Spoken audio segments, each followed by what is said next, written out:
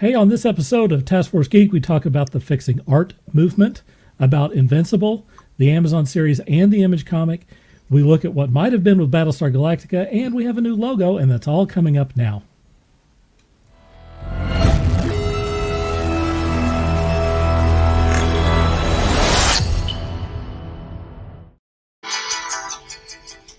Welcome to Taskforce Geek.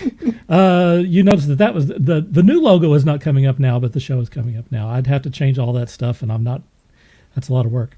Anyway, for those of you who are watching, the crew tonight includes Scott. Howdy. And Sean. Yep. What does vast Normandy mean? Dude. Okay. And we also have Walt. Hola, amigos. All right. There we go. I guess we're not going to get an answer on that. It is in reference to the Mass Effect game that is coming out this Friday. Thank you very much. Wait a minute. Is that the full name of the ship? No. It's one of the main protagonists of the original Mass Effect series, Dirk. Do you want me to give you the whole it? history? No. Absolutely not. We are broadcasting live from my Facebook account, which is that right there. There it is. And also from YouTube and from Twitch. How about that? People are joining in. You can leave us a message and we'll put it on the screen. We want to hear from you. Let's talk a little bit about the new logo. Dun, dun, dun. We've been, bandying about the idea of a new logo since the very beginning, since over a year ago, basically. And, I would rely on Sean to do that because Sean is the best person I know to do logos. I mean, the guy has been doing logos for how many years? 25, 30? Forever. Professionally? Professionally, October will be 30 years. So he's got a little experience on doing that. And, produces really cool stuff. So, obviously that's always an option is to go to the guy who knows how to make a good logo. And so, we went through a few iterations. I'm going to show those to you just for fun and then show you which one won. This right here is the survey that we took. And you see that logo B is the one that won handily with 20 votes, right? So the logo A was this right here, which is just kind of a retake on the old logo, the one that's on every doggone thing that we do.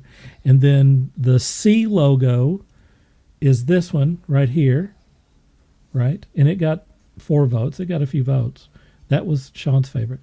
This is the one that won. So there's our new logo, folks. You won't see it anywhere except right here tonight. But as soon as I have some time, then I will, I'll start transferring that over to all of our stuff on YouTube and on Facebook and on all of the little interstitials and stuff. What do you guys think about the new logo? Well, it looks pretty cool. I'm looking forward to applying it to race cars on Gran Turismo. Right. I want to put it on some t-shirts. We've kind of been waiting to do t-shirts and stuff. That's one thing that I think is pretty exciting. And, just kind of redoing the bumpers and the logo reveal and stuff at the beginning of the show. I've been wanting to do that anyway. So, when I have time here over the next, let's say, couple of weeks, then we'll start making the changes. And I hope you guys like the new logo. Ashell is first out of the gate and says good evening to everyone. Good evening. Ashell, good evening. What else did I want to cover here? You guys say it's so creepy. Good evening. Because everybody is creepy. Well, are we? And when you have, my parents are here visiting, and sometimes we get to watching classic movies, and we like watching the old black and white horror movies. Good evening. Oh, those are good. So there's nothing wrong with that. I wanted to say, how was everyone's Mother's Day since we just did that? Well, busy. Since all of our mothers watch this show. Yeah. We should probably do a little shout out. Well, like I said, my mom is in the next room over there. She's with you right now, She's with me right now. Both, and apparently too shy to show up on the show. apparently too shy to show up on the show. Yes. She could, she's welcome to drop by And I and would be get seen with her handsome son. and I would get my dad to Ooh, come in Dirk likes here you. and drop by, but there's a basketball game on. We're I all don't- their handsome sons, folks. I don't know who's playing, but breaking my dad away from a basketball game is going to be pretty darn hard. Are you saying that we can't compete with the NBA? we can't compete? What about the WNBA? We wouldn't be able to compete with that either. Okay, fair enough. He is At least that's consistent. He is a true lover of basketball. Then, if he's watching, he is a WNBA. true lover of sports. That's fundamentals, Okay. Scott. I won't hear anything about that. It's fundamentals. If there's a Cubs game on right now, he's switching back and forth. So, Wow. Well, that's a good man. He's a Cubs fan. Scott's a Cubs fan. Scott, you hung out with your mom. You went to Yeah, what, a barbecue joint? I picked up. Me and Jennifer got our moms together, and we took a road trip up to the town of Wellston, Oklahoma, where there's Butcher's. I think the actual name is like Butcher's. I don't know if it's barbecue stand or Butcher's stand or Butcher's barbecue. It's the one in Good Wellston. branding. So if you type in Butcher's Wellston, you're You going to get it. get the right website. Is that the fancy place that you That's the wait place for that yeah. hours to? Yeah. So normally we've only gone on Fridays. They're only open on Friday, Saturday, and Sunday. And they have like a chalkboard of weird. shame or something like this. So when you stand in line, if they come out there and they write brisket on there or ribs, that's gone. And Oh. so you can't gripe when you get to the front because they Because wrote you it want a on brisket. They wrote there. Right. So I'd like we've some only brisket ever right gone now. on Fridays in the past, and we usually try to get there at 10 o'clock, and they open at 11. And you want to get there at 10 o'clock so you're in the top 10 people so you can get your food and everything else. Otherwise, by the time it opens, the line's all the way around the place, and it's Such a 50 weird to system, 100 man. deep. So we grabbed our moms. We got up there about 9:50. We were the fourth family in line to get food. So we, shot the bull and stuff like that. We talked and everything else, hung out until it was 11 o'clock. And then about 5 minutes later, we're ordering our food. And I got some spices to cook because they sell their own rubs and sauces, which was kind of the main reason I wanted to go. I mean, besides treating our moms, I was out of spices, and it was something I different. respect that. And it got them out of the house, and it got them out of, their own little town and their comfort zone.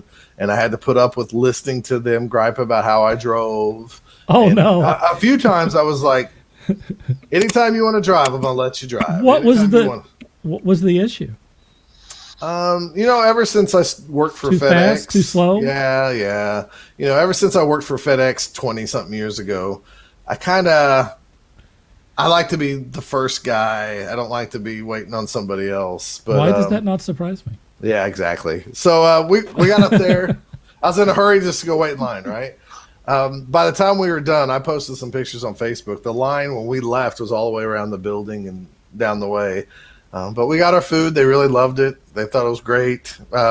It's great when you can tell somebody this is the best barbecue food you've had, and then they agree. So because you're always worried when you say that stuff. So Did we get to try some of that over at your place? I don't know if you ever had leftovers of that or not. I think what we had, and correct me No, if I'm I wrong. cooked with the I think- spices on the food.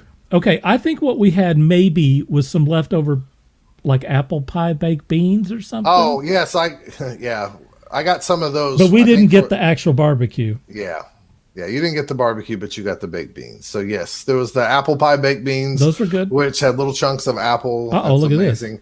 Somebody's putting up some signs there. How about Yeah. that? There it is. There you go. How you like Butcher's- me now? Butcher barbecue. How you like stand. Sean now?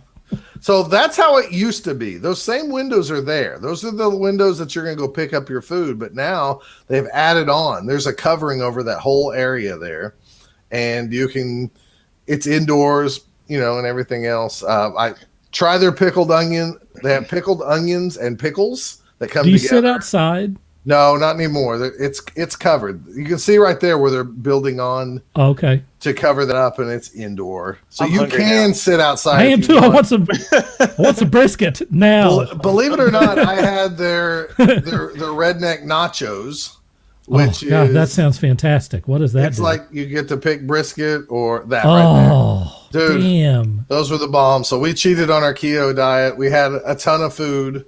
I bought spices. Our moms loved it. You know, we got in and out. We were done by 11:40. This is a hell of a commercial for these cats. Yeah, Jennifer's mom was like, "I My can't mouth believe is watering. I can't believe I got up at 7:00 this morning to get ready to go eat barbecue." And then after she ate it, she was like, "Yeah, it was worth it." I think we may have found a sponsor. Yeah. well, they don't They need can- a sponsor. So they we can need pay them us more in than they need brisket. us. No. We need them to sponsor us. Yeah, exactly. But anyways, it's a great thing. I love all their sides. I love their food. And it's a nice treat to go up there about 4 times a year and splurge on some barbecue. So really, the meal is not too bad. I mean, you're going to pay the same prices down here locally in Oklahoma City and not get as good quality. So How long is the drive to Wellston from Moore? So you remember when we went up to Michelle's place for Yes. like a get together? It's a little bit south of that. So it's a good It's a 40 haul. minutes. Yeah. Okay. We took the new It's not that bad. That's yeah, not we bad. took the new turnpike and stuff, and our parents got to see that and stuff. So we had a very good time. We ate some food. We drove our moms back on Route 66. We went and saw the Red wow. Barn in Arcadia, the famous Oh. Red Barn where Oh, people get wow. married, and all The- moms have- love the Red Barn. Oh, yes, they do. And we saw a little band playing, these little old guys in there playing, and there was other little old guys watching them, and they were head bobbing to these Are little. Are you required by law to be an old man to hang out at the Red Barn? I don't know. I actually kind of enjoy it because it looks big from the outside, and it looks even bigger if you ever go inside. I've been there. Yeah, it's pretty impressive. I had a friend that got married there. So, yeah. It's Dave, rustic, Yeah. by God. I always So that's what we did. Then we drove back and dropped the moms off, and I was like, man, our moms are old ladies. And Jennifer laughed and said, yes, they Better are. bite your tongue. You better bite your tongue, dude. I got to hear about plants and redoing plants and making the garden pretty and making the house pretty. And I just was like, I just want some barbecue and hang out with my mom. But oh well, it was Mother's Day. I think it's really cool that you went with Jennifer and her mom. That's pretty Yeah. salty. Yeah, it was pretty nice actually to combine the worlds, and everybody got along fine. And That's a cool deal all around. even afterwards, it's you and because I three know they don't chicks. watch. I know they don't watch this show, so like even afterwards, no mom complained about the other mom. So that's amazing. So they actually really liked each other. Hey, I think that's awesome. I think it's pretty cool, man. Yeah, we thought it'd be something different and do it on a Saturday instead of Sunday when everybody else is doing something. Oh, definitely. Oh yeah. Good Yeah, Lord. That's Getting yesterday. out on that Sunday Mother's Day is the worst day to go eat all year long. I mean, I don't think there's any other day that's even close. Yeah, It's brutal. I took my mom to a little Korean barbecue place yesterday. We had ourselves some bibimbap, which is a rice bowl, Korean rice bowl I with like some that. bulgogi beef. Oh, And Wow. it was my mom's second time having it Bless you. because I took her here before, but my dad's first time. And he's like, I think I could eat some of that. Do or that." a little bit of that. Yeah. Mike says, gentlemen, he should know better. Good evening. Good evening. Michelle says hers was very relaxing. It was also Michelle's Mother's Day. Did you see your kids? me? No, Michelle. Her fine clan. Damon says, just an idea. One of you artists should draw the 4 of you as South Park characters. That sounds like something else. That sounds like something that either Sean or Scott or Walt should do. Probably not my. I'm out. If you want to pay me, I'll do it. Probably not my forte. I'm too busy right now. I ain't doing nothing unless I get paid good. I guess Mike likes the new logo. Michael says, here to see what Sean's shirt is this time. And what is that? Godzilla? It looks like a little. Godzilla. We're both. Is we're it both, Godzuki? No, that's Godzilla. We don't say that. We don't Dude. We mention that. don't say Godzuki. No, we don't. Godzuki doesn't exist. All right, Yeah, he Michael. does. No. Yeah, I me and do Sean- like that shirt. Okay, me I'm and going to Sean you are- next. I'm going to you next, Me buddy. and Sean are thinking alike because I've got my Godzilla shirt on. All right, today. you got yours Rock on, on. brother. It's So, Godzilla Day. Excellent. Excellent. And just for the record, Scott has a Dragon Ball Z shirt, which is actually pretty cool. I like the color a lot. Well, yeah, they just announced that they're going to do another Dragon Ball movie. So Cool. on Goku Day, which I think was Sunday or something. And Dude. by the way, those are all 4 of my favorite Dragon Ball Z characters on that shirt right there. Oh, really? Yeah. He got him. Little Piccolo, little Goku. Yeah, all right. And some Krillin. Some Krillin. Go How home. many, dude? You used to watch all those Dragon Ball Z episodes back when they were on Adult Swim. How many episodes are there of that old show? Not the I new don't one, but know. like, I mean, there's a lot, dude. There's right? 100. There's 110 episodes, I believe, Okay, that sounds of- about right. or 130 Is that- of Dragon Ball Super. Yeah. Is that Uh, what you watched? No. I was just Dragon- talking to Sean about Dragon this the Ball other Z day. there's a million episodes. I Yeah, mean, there's- there really Yeah. might be 300 episodes or more. It's ridiculous. It's like 70 something for Dragon Ball, I do It's believe. epic. And I want to say it's I'm looking it up right now. Yeah. So because Robotech. Steve says, hello, folks. He says he's so late. It's okay. We're just talking about BS. Well, Robotech is 85. Glad that you're here, though, Steve. Michael said, show you sure we did that. Let's see. Steve says that he'll do the South Park things. There you go. 291. You do it. We'll put it on a shirt. According to the Googles, 291. Of just Almost Dragon Ball Z. 300. That's what it says. Now I'm not gonna say that's 100%. How right, many 'cause of it's the those first have thing you I'm looking seen? at. Oh, I really haven't. I've seen maybe 50. For real, Okay. you think I watched a lot back then, but you got to remember the American stuff really got expanded because they had to fill in some stuff that was not PC for American Sean was talking audience and about this how and they that. have 30 episodes building up to a fight, and then a fight, and then another 30 episodes. Well, you really should watch. Dragon Ball Super cuts a lot of that out, but still has that in there for the fans of that. So Right. that's why I like Super a lot better than Z, just because it's more entertaining and still has some humor in it. And I've only read the Dragon Ball manga, which I suggest anybody do. It's wonderful. But anyways, we're not here to talk about Dragon Ball. Sure we are. That's definitely Taskforce Geek material. We're The actually Dragon Ball Super card game is having a pre-release this weekend at Wizards. So if you want to come by and play some Dragon Ball Super. There you go. That's cool. Michael says Sean's fashion always wins. I think somebody's just catering to Sean for some Mike reason. says son of Godzilla.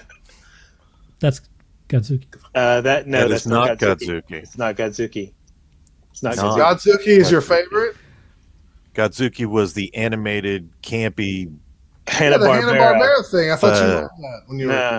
a kid. No. No. Come on. He was I will Not say a fan? hilarious. I will say this: if I had to choose between what is it, 2000 or was it 1999? The thing with Ferris Bueller. Yeah, the thing with Ferris Bueller and Godzuki, I'll take Godzuki every time. Death. So, but we don't mention Godzuki as part of Godzilla canon. Damon says Dragon Ball and Pokemon sure took over the trading card industry. He said it took over sports cards. Is that true? Well, sports cards are hotter than ever. I'm telling you people Yeah. right now, if you're out there sitting on boxes of sports cards that you couldn't get rid of 20 years ago, you might have a gold mine because people Really? are like, They're Yeah, hot but- again. let me tell you the story. Sure. Target Friday. Before they open, you have to go register your name. They take your number. Then you go sit in your car. They will text you to come in. You have 3 minutes to come in. The only day you can buy cards at Target This is very complex. on Friday morning, and you're allowed to only buy limited quantities of like football cards or baseball Target? cards or Pokemon cards. Yes, because these people steal them and they fight over them. Who's going to get them all? Oh, my Lord, I had no sports idea. cards and like Pokemon cards is Friday mornings, and there was 45 people in line. Wow. At the I had time. no idea. Yes. This is news to me. I mean, look back in I'm the just olden telling you how it days. is now. People are Planet buying them and Comics, flipping them like crazy. People sports are trying cards to were- get the chase cards. Sports cards were hot before Pokemon, and then Pokemon took over every damn thing, and sports cards kind of cooled off. Well, as let's did not- comics eventually. the comics cards too. The comics cards are really cooled off. Right. Well, Yeah. they're back Pogs. too. I know. Supposedly, all those old Marvel cards and stuff. If you held on to them, you could probably sell them pretty decent. Really? Now. I Yeah, know they Something will. else had very. So, look, everybody during the time of the past year got bored, and they started like, "What can I They spend?" started on? collecting again. I mean, you have, for every person out there who can't pay their That's bills, funny. there was some moron that had extra money, and they just wanted to go blow their money. Well, I was and in got a little line. stimulus too. I was in line. Yeah, exactly. I was in line like 3 months ago. I was looking for some Dragon Ball cards because I heard Target releases them early. And this is before they put them all behind a counter. Nobody wanted the Dragon Ball cards. I was checking out, and the I had no guys idea. behind me had sports cards and Pokemon cards sitting in their basket. Now, the Pokemon cards are for a card game that you play, Right. right? They saw me checking out. Dude number one goes, "Oh, I didn't even know they made Dragon Ball cards." And I was like, "Oh, they're for the trading card game." And he goes, "Oh, we don't do games." Wow. He was buying Pokemon cards for a game. There's super collectors out there right now who are buying stuff just to try to get a chase card. That's good. That's good for the industry. It's actually really bad right now for like the comic Yeah. store. We can't. Parents walk in with kids who want to play Pokemon with kids at school, and they can't find product because the adults are buying it all. It's really bad actually for children. Yeah. Wow. And, I agree with you on that. And maybe I wouldn't care if I didn't have kids, but I know right now if my daughters wanted Pokemon cards, I don't get Pokemon cards, and I work at a comic shop. Wow. You think you'd have the hookup there? Nope. Mike Kennedy says that Godzuki did appear in one of the regular Godzilla films before Yep, the he was animated there. series. Nope. You guys have to accept Godzuki as your Lord and Savior. He's Kennedy Thank you, says my son of Kennedy. Godzilla, 1967. And But his name is Manila, not Not Godzuki. I think you. Hanna-Barbera showed And- us that his name is Godzuki. I'll look that up. And in the 90s, Sounds like go canon for to it. me. and in the 90s, they changed his name from Manila to just Junior. He was Godzilla Junior. So there you go. Not I think you guys have a problem. Godzuki can suck a big old fat one. Wow. There you go. No Godzuki. Not Godzuki. Wow. Godzuki movie, son of Godzilla. Hello to Maxine. 1967. Hey, there's Mom. I wish I knew where you were right now. Yeah, I wish you would just come on camera. Or what you were buying and selling. You know, you would be welcome to maybe walk in the other room. I mean, you can come in and just say hello. and I mean, say hello to your son and to your Everybody had fans, Oh, to man. all your fans. I found a mean- whole big fan page of Godzuki. This is awesome. That's terrible. Steve says, "Don't forget Magic the Gathering." He worked on those and Pokemon. He did. He says 12 uncut press sheets of Pokemon first series cards. What? You better look into selling stuff. I'm telling you right now. Ooh. I sold Hey. a card, and we might have talked about it on here before. Ladies I and sold gentlemen. one Dragon Ball card for 20. Hey, Mom. wait a minute. Let's get Hey! serious here. Here Who we is go. that? Hey. Walt, you didn't tell me you had your beautiful girlfriend over. Wow, who is that fox?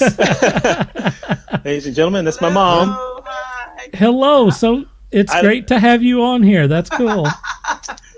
Flattery will get you everywhere. All right. Wait a second. Walt, how does your mom look younger than you? Everywhere. Hello. How does my mom look younger than me? Yeah. She's retired and I'm really not. So That's good. That's a good answer, Walt. Mike Kennedy says, "Hey, Maxine," and Steve says, "Mama Thompson." Steve says, "Mama Thompson, hi." Uh-oh. Hi, son. Hello to So- Steve. Oh, hey, I think we may have been able to get everybody. that away from a basketball game. All right, let's Wow. get Pops on here. Uh-oh. Let's have it. Come This stick your is- head in this on is- the Tonight's the stick your night. head man. in. This is Walt's younger brother. Oh my gosh. Yes, hey. There's You look Dad. just as good as me, Dad. Hey, you know what? It's good to see you in the flesh. Hey, you know what, Scott? You could be White Son of my dad. I know. I told Look at you. that. Drop We're in there. brothers from another In brother. there. There's kind of Look at a, that. there might be a Pulled resemblance. over the wrong way. There you go. Yeah. You know what? Put us side by side. I mean, look at Look that. at that. Look at Oh, that guy. yeah, you could. Yeah. Woo! We're handsome. Hey. We're handsome. We're handsome.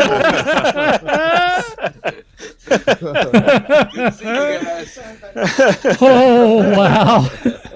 All right. Steve says, "Bring in Papa." We just did it, man. It's an all-star night here.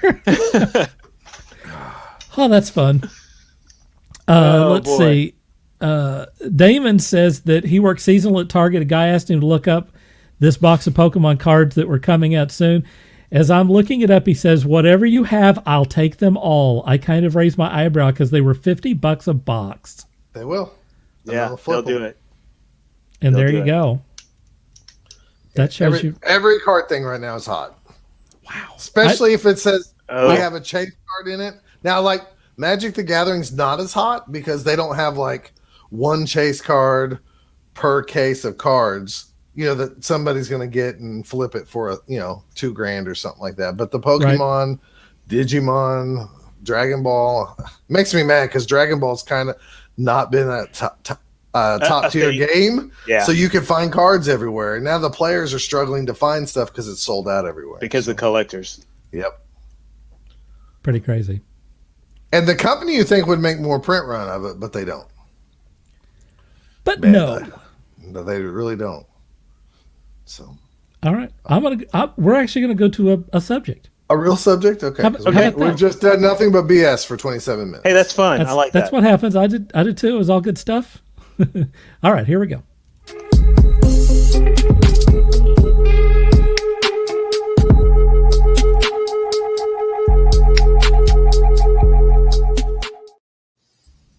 Okay, this is something that I almost talked about this before many months ago, and I didn't do it at the time just because we had other things to talk about or whatever. And now it's kind of reared its head again. So I thought maybe we ought to. We're all artists here, so I thought it would be interesting to get your perspective on this subject. So why don't you explain what The this subject is art fixing. I'm gonna do my best to give a little bit of background the best I can, and if I say something wrong, please correct me.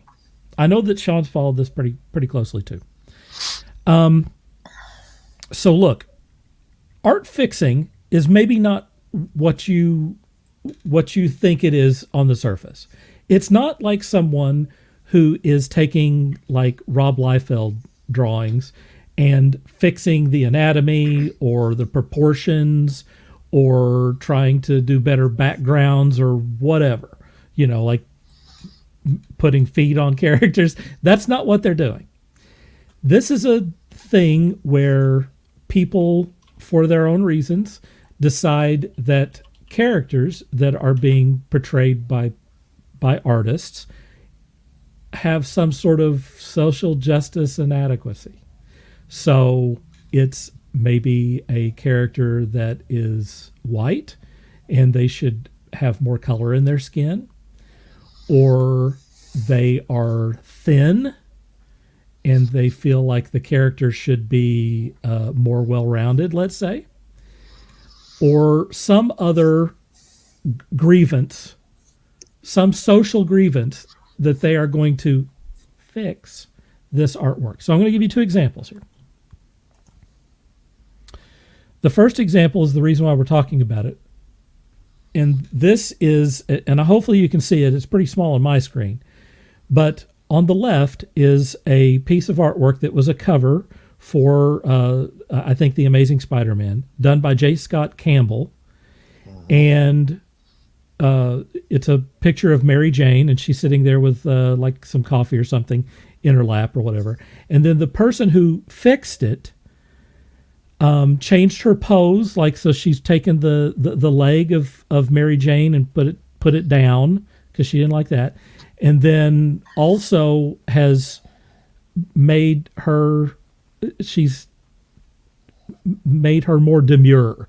She's not showing as much cleavage. Her breasts are not as large, and you can see what the artist said how they explained the fix. They said, I made an attempt at fixing this because it was so bad, LOL. It's not perfect, but it's better than it was, so that's all that really matters, LOL. Just don't look too closely at it, it's fine. And may as well tag whatever that place is, since their blog is mainly what inspired me to do this. So there's one example. This was something that was picked up by J. Scott Campbell, who had a whole Instagram post and elsewhere where he fixed the fix. So he went back in after the fact and fixed some of the anatomy and that sort of thing. My second example is from someone named Z Fixes Art. And so, again, this is small and I apologize. The character in the upper left-hand corner of the illustration is the original piece of artwork. The original piece of artwork was a commissioned piece of artwork. It was commissioned to portray a real person, right? So the blonde character in the upper left-hand corner was an artistic representation of a real person. This Z Fixes Art did the illustration, the larger illustration, which is on the right, and said, Z Fixes Art here, and while I'm at it, I made a few critiques for your, quote, art. The faces are very misshapen, and your shading is hideous. Your internalized misogyny is showing, you roach, LMAO. Don't be so afraid to draw fat women next time. YOUR. That's how you spell your. That is not how you well. I'm saying I don't listen. Nobody stands a chance pointing to proof. Right. Trying to prove anything to me if you cannot spell out the words. If you're too lazy. Well, you'll notice there's no capitalized letters there, and there's no punctuation. There's no punctuation. This is trash. I mean, but the fix is, supposedly the fix is, you've taken this person who was a real person, by the way. I want you to imagine you did an artistic representation of someone, and someone came in afterward and said, that's hideous, I fixed it. Well, this happens. That enrages me. Well, number one, I'll let you guys speak on this. It's art, so it's always going to get criticized. It can be good. I don't mind the criticism, but don't fix my art. You know what I'm saying? I have a lot to say on this, but I'll go to you first. Walt, go ahead. I mean, I like I said, I don't mind criticism. You know, if you don't like it, hey, fine, you don't like it. I'll take your criticism into consideration, but don't call yourself fixing my art.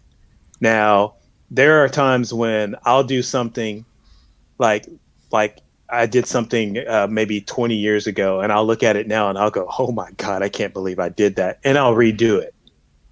Okay, that's because that's me. Right, but that's not what they're not fixing things. Right. They're not fixing the craft of the art. Right. Now if you give me a criticism on something and I just happen to agree on that criticism, hey, I may fix it, I may not fix it. I mean, it just depends on how big of a fix it is. Now, for instance, on the J. Scott Campbell artwork, I wouldn't. He doesn't need any help. No, he doesn't need any help. Look, but that's beside the point. Well, how would you feel if someone, without you, let's say you post a piece of artwork online, and you didn't say, hey, tell me what I can fix here, or do you have any critique for me, or would you like to do this and correct my things? You just put out that piece of artwork, and someone took it on themselves to quote, fix it. That's what How I'm would talking you feel about that? That's what I'm talking about. Don't fix my art. Damn right. Don't fix my art. That's what I just said. I said, if you want to critique it and tell me, how bad you hate it or love it, that's fine. Don't fix my art. If you want to tell me how I should fix it, I'll take it into consideration. But don't try to fix my art. I mean, if you give me a critique on my art, hey, thanks for that critique. I might agree with you if I look at it. If I stand back and stare at it, I might agree with you and fix it take upon myself to fix it. But don't call yourself fixing my art. That's the problem I have. I mean, like I get the criticism. Like for instance, the J. Scott Campbell photo. I looked at it like the first time I saw it, I was like, oh wow, that's a cool piece. But when somebody pointed out, hey, nobody would sit like this, with that kind of thought, I look at it and I go, oh wow, they're right. I wouldn't take it upon myself to fix his artwork. Yeah, but, Yeah, but what about? I mean, who does anything like Spider-Man? Who stands and acts like Batman? I mean, none of it is. Well, no. None of it is reality. Well, yeah, it's I know, a comic. I know it's a comic, but when you think about it, though, there's been because of the detail that artists these days put into things. There's been this push to put more realism in comic art, which I understand, but to have somebody go back and fix something that happened how long ago, when the trends were a certain way, it's ridiculous. I mean, yeah, like I said, like if I were J. Scott Campbell and I did that picture, I would look at it and go, oh man, you're right. Let me draw an updated version of that. He actually did that. He did do that. He did. He made fun of the thing on his own, like with Mary Jane, right, making a meta commentary on the piece of art, right? Which I thought was awesome. Because he's got a sense of humor. Let me tell you something. At the time that those covers were coming out, J. Scott Campbell's covers were selling the book. So exactly. Hell yes. Exactly. Look, comics aren't real, and until I know nobody wants to everybody wants to get mad at guys for drawing girls in sexy poses. That's because we find women attractive and we want to draw in a way that it's pretty to us. I mean, we know it's not realistic, and women are just as pretty in their blue jeans and a t-shirt. But you're telling somebody to do something that pops and sells for a living. Right. I promise you, I'm not going to draw Wonder Woman looking, quote, dowdy, even though I like the look of jeans and a t-shirt. There's no way I'm going to draw that to try to sell covers with my career on the line. I mean, people need to relax. We're at a time now in comics where artists like Joelle Jones, we have the Staples, Fiona Staples and stuff, who's doing Saga. I mean, there's female artists now who's representing, and they're doing great characters. They're doing awesome poses, stuff. and honestly, some really as I say, badass, cool superhero poses. Yes, maybe we haven't seen before in by some guys even, but that's because that's familiar to them. I mean, everybody remembers at some point that you went, oh man, I should start drawing females because all I keep drawing is Batman and Superman and Spider-Man, right? We all had that phase or in life where we went holy crap, I don't know how to draw females because the male figure was comfortable to us because that's what we are. Still you know is. what I mean? And exactly, I mean, Superman and Batman doesn't sit. He didn't go up to the top of the roof and just stand like this. Well, he's also. Batman is drawn at 7 foot tall and about 350 pounds of muscle. No one looks like him either, by the way. I mean, it's one thing to say, I like this photo and I thought I could improve on it, so I'm going to recreate my own picture. But it's another thing to say I fixed it. Why don't you just work on your own? That's the issue. Why don't you just work on your own damn artwork and become an artist? There and then it is. You can go then and prove that there's something better. There's a better choice. Right. But I'm telling you right now, people don't want to admit it, but a lot of people are driven by being attracted to something and, the sex sells thing. And I'm talking girls and boys, and we don't want to say that girls get drove by that too, but it's true. And, the market is full of guys and has been for years. And now it's finally starting to diversify over the last 20 years. Right. So just relax. It's a cover. It's a cover, and everybody got bent out of shape over that Milo Manera cover of Spider-Woman, which was ridiculous. It was Don't get me wrong. That's very much in this conversation as well. But it's very wrong. When Marvel knew what they were hiring, because the guy's done erotica his whole life. Yeah. He probably doesn't know how to do a normal pose. Fantastic artist, but he's done erotica's paid his bills. Right. I mean, let's not get it wrong. It's fed his kids and everything else for his J. whole Scott life. Campbell, I mean, Adam I Hughes. mean, it's just, Yeah. it's ridiculous to get mad Frank at these Cho. people. You know Yeah. how you can speak? Don't buy it then if you don't like Right. it. It's very simple. There's And- a lot of artists that are great that I don't buy. Right. And Same it's here. just like, I mean, like, I respect and appreciate everything they do, but I don't like it enough to go buy the comic. And there's other people I do. I mean, like, just relax, people. We've come in this world where everybody needs to, like, everything has to be super correct and cater to everything. And I think that's really unfair. I mean, in all ways. What I are mean, you showing let me us? ask you a real question. So speaking of, J. Scott Campbell posted this on his Instagram, and he's like, "Draw this your style, recreate his." I mean, cover. that's inviting this sort of thing. That's fine. Yeah, and I But saw do it in this. your style. Exactly. Your Do style. it in Don't your style. don't fix it. Just Don't- do your own thing. Don't fix my thing. And you know what? I find this as a challenge. I saw this and I'm like, I'm going to take up that challenge. I am not, I mean, and here's because I don't think I would. I don't think I would fare well in that but comparison. here's my reason is like that's a pose he's set and he's established, and me having the time to draw like I used to, I want to take up that challenge.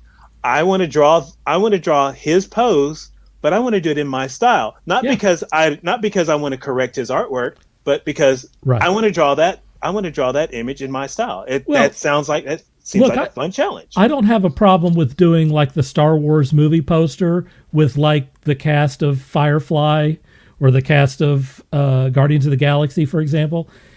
That's homage. That's a very different approach than saying, Give me the screen real quick. I'll show you one. Go ahead, man. Here's a cover to the Star Wars Bounty Hunter. I got War you. of the Bounty Hunters book that just came out last week. That's Now, an awesome cover. I don't know That if is an people remember an artist that bursted onto the scene during the 90s named Stephen Platt. Oh yeah, He Yeah. did a few covers. He did some interiors. He signed with Image. He did the Prophet comic. And for a while, he was hot. Yes. If you notice, this is Steve McNiven, who is a fantastic artist, did the Marvel Civil War crossover, 15 years ago or whatever. And he doesn't need to pay homage to anybody, but he did. This is Boba Fett in the same pose as the Moon Knight from Stephen Platt's first work. Oh. Yeah. And it even says McNiven after Platt. Platt. Right. Yeah, Yeah. okay. So he gives him credit. Like, hey, I took your layout and I did it my way. That's okay. I think Yeah, that's yeah, pretty yeah. cool. I love Fake that. stuff is ridiculous. I love that. Honestly, I don't even think we should give these guys time because it's just making them feel good.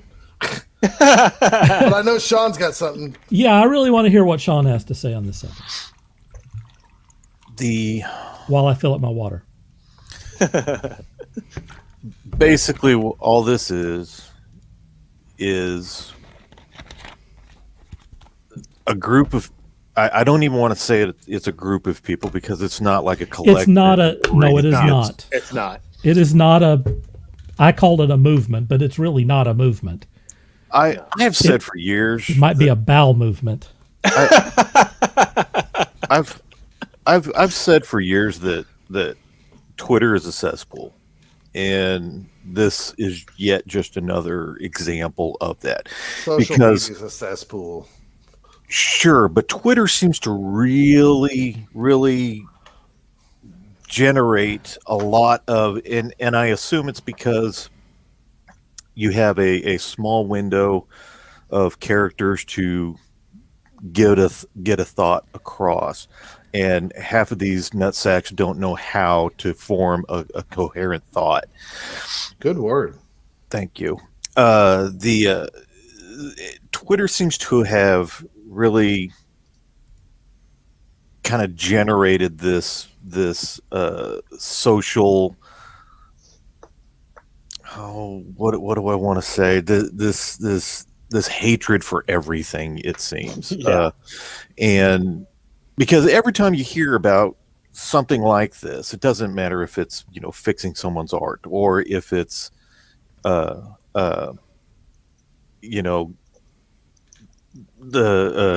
Wonder Woman being chubby, or if it's the Robin needs to be gay, or whatever hot topic is in the social sphere. Twitter seems to generate a lot of these people's anxieties, and they want to flesh them out in or on Twitter. I'm not on Twitter. Because I can't deal with these people. I can't deal with that mindset of just wanting to tear down another human being for existing. This whole art fixing movement or event, exercise, whatever you want to call it, has been around for a bit of time. And for example, if I ask you, what do you think of this?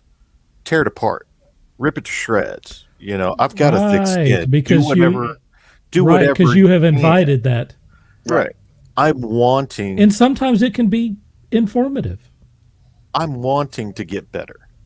I'm constantly. I will be learning until they put me in the incinerator and turn me to ash. I want to learn more, and I want to get better at what I do. Now, with that being said, most illustrations that I do for people, I'm not married to.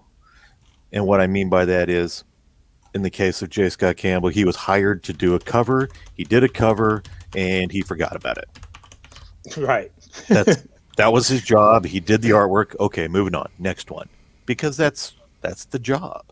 You don't create something for somebody else and then weep for it when it has a bad day or anything like that.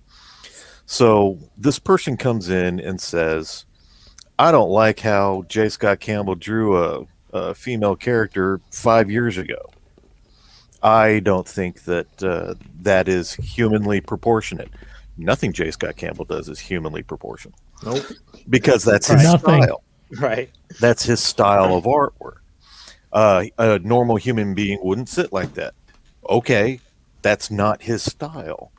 You're not fixing anything. You're just showing yourself to be an asshole. Right. So, because you don't care for it, or because you feel the need to try to tear down J. Scott Campbell, well, first off, that's a big ass mountain you got to climb. I don't know why anybody would want to try to do that, dude. Then again, I don't know why people try to reach the top of Mount Everest. That's just stupid. It's dangerous, man. And it's very dangerous. If I invite you to cold. If I invite you to critique something of mine, have a ball.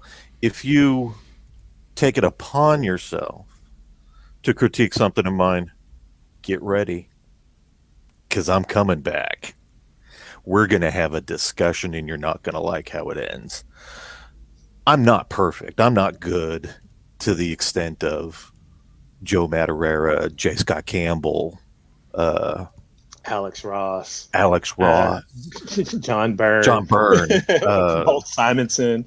We can go on forever. Right. Jill Thompson, all the people that I aspire to be. Jason Pearson, my absolute favorite. But I am proficient enough that I can tell a story. And if whatever I do you find fault in, keep it to yourself. Make a comment if you like. But if you go to fix my artwork, again, be ready, because I'm coming back, and we're going to have a talk. It's time to fight. And I'll make it public, and I will leave you in a little ball crying, because I don't take kindly to that stuff. I don't take kindly to that being done to people that I know. I almost chimed in on the J. Scott Campbell thing on the Twitter feed once I heard about it. I have met J. Scott Campbell, and as far as a person goes, dude, he is one of the coolest people on the planet. And again, to attack somebody or to attack this person's ability or work, I find that to be very distasteful. I find it to be very juvenile and just downright pathetic. There's no reason for it. There's really no reason for it. What did you do in doing this? You brought attention to yourself. Okay. Now you have the attention. What are you going to do with it? You're going to put out artwork of your own? Are you just going to sit around and do somebody else's? Right. And if you're just going to sit there and scribble over somebody else's artwork, what does that say about you? That you obviously can't do it yourself. Okay, now you've shown the world that you're a slacker. You've shown the world that you're pathetic as an illustrator. Why do you want to do that? Draw attention to yourself on your merits. Do something cool. I didn't care for how J. Scott Campbell drew that. This is how I would have done it. Okay. Let's take a look at that. How well did you do? Well, damn, you're right. You did a better job than that. Look at that. You're going to build up a fan base. You do this, all you're going to do is just show yourself to be an ass. And who wants that? Nobody wants that. Right. Nobody praises that. Nobody is really behind that. And the people that are behind that, is that really the support? Is that really the support that you want behind you? I can't imagine. I want people to like what I do, of course, but what cost? I want them to like my effort. I want them to like what I do. I don't want them to like what I do because I tear down Dirk's artwork or because I criticize. Thanks, man. Or what have you. If I'm going to tear down Dirk's artwork, I'll just do it to his face. I'm not going to, dude, this looks like crap. You need to redo it, which I've done it. Don't think that this doesn't happen. There have been many a time I've gotten onto his computer yelling at him, get out of my way. This is how you do it. It's true. But most artists wear their emotions on their sleeves whenever they're first trying to be an artist. You become a commercial artist, a production artist, graphic artist. We don't have feelings anymore. No, we don't. I'm sure that's true. We don't have feelings anymore. I'm sure that's true. You start attacking stuff, and it's like, what's your beef? And at that point, it's like, oh, so that's the game you want to play? All right. Yeah. We'll play, but beyond that, I don't know what the whole point of this was, other than they were trying to get some sort of attention. Yeah. And is that really the attention you want? Really?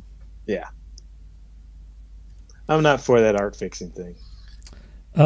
My thought on this, my biggest issue is the word fix. Yeah. Don't say that you're fixing my art.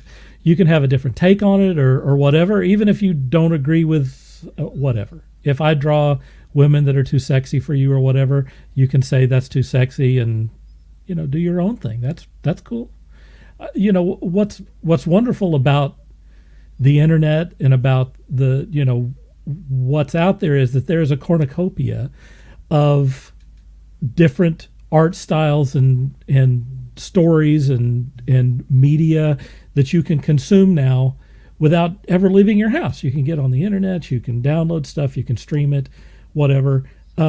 If you don't like a certain type of art or a take on it or whatever, there's someone out there that's doing whatever it is that you love. And if there's not someone out there that's doing what you love and you have some artistic talent, then do that. Then do it. There's nothing that's going to keep you from doing that thing. As an artist, I can tell you that I'm very sensitive about my own art. And I can also say that I am by far the worst critic of my art on this planet. There is no one that is more critical of what I am putting out than me. I do not need your help. If I do, I will come to you and I'll say, hey, I need some, what's wrong here? I need a little help. But it is rude. It is incredibly rude to presume to fix someone's art, particularly when you're a no-talent hack. If you do have some chops, if you are good at what you're doing, and you do have some sort of message or something that you think is more powerful, you think it's important, and you're good enough, you will find your own audience. Find that audience. Stop picking on other people who are just trying to get their own message out there. The world is big enough for the both of you. Grow up. Finally, you have no right to insult people and their artistic vision. And you certainly as hell have no right to insult them based on your own thoughts of moral superiority. Finally, when did the left become the arbiters of purity? That used to be reserved for the religious right. We don't need anyone else doing that. We need more freedom, not less. Let freedom ring. You wrote all this down, didn't you? I was just about to say that. Get out of here. You can look at my notes. What I just said is not what I wrote is not what I just said. I put some notes down though to make sure that I could cover the bases. I think he's got his own little list over there on the side. He's reading it. I'm with you. I'm with you, Scott. It's called being prepared. Yeah. Being prepared. Ashell says, "Don't fix my art," and that she loves it. From Walter. Don't fix my art. Your mom, Walt, your mom says, "I agree. Don't touch my art. Period." I would be pissed off. Oh, and she's got some stories about that too. So, Damon says, "Instead of worrying about fixing someone's art, I say they should just worry about their own." Exactly. There you go. That's it. Mike has written a paragraph on this subject. He says it doesn't need fixing, but don't slam someone's work when you and think you're fixing it. You aren't.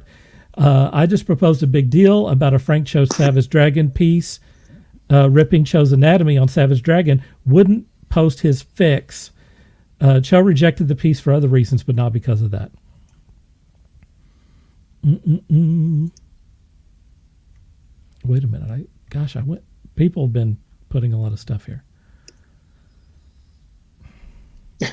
Sorry, I zipped past a bunch of stuff. I'm reading them too. Ashell says, "I love Steve Campbell. If I miss something, tell me." He goes, Frumpy Wonder Woman. Mike says, Maxine says, "Let that person create his or her own characters if they have an imagination." And it's a comic book character. Hello. Maxine says, "Can this person draw? Can they think at all?" I think someone's a little fired up on this too. This is what happens when you deal with. I told you, my mom's an artist herself. So, and from one of the stories she told me from her younger days, she actually had an instructor mark on her drawing, like literally. Oh no! Not over a cover sheet. Oh hell no! But on her drawing. No. That's terrible. Yeah, that's terrible. Damon says, "Remember how X-Men animated series drew Cyclops? He got buffer every season." I don't remember that. Every ab split into 4 more abs. I was never insecure over the drawing, right? And he says he likes how Sean is the blunt one. People on Twitter are nutsacks. Mike says it's an artist battle royale. Maxine says that you have no talent. I don't know what that was to. Oh, about people fixing people's artwork. Oh. Mike says an artist who can't back their words is just critics who would rather tear down than appreciate it. Yeah, and that's exactly what you're talking about here too. Yeah. It's coming, man, I promise. Dude, you still haven't sent that? No, dude. I planned on doing it before I got sick. Maxine says amen and amen. Mike says too true. Maxine says I can't, and that she's so angry she can't finish her sentence. Does anyone? We brought up some bad memories for Mom. Well, that's so wrong. It's so wrong. You don't draw another. Yeah. At least if you're fixing it in Photoshop, at least you're not drawing on the original. Good Lord. Good Lord. I just wanted to add this whole art fixing thing it's been going around for a while. It's nothing new. It just got a boost from this J. Scott Campbell piece. You know what? I want to say that it started off as a joke. That piece was actually. I would say it started off as a joke specifically, and I'm not gonna. Don't hold me to this, but I bet it started off as a joke with Rob Liefeld's artwork, and then it just got out of hand. I bet you a lot about Rob Liefeld, but you know what?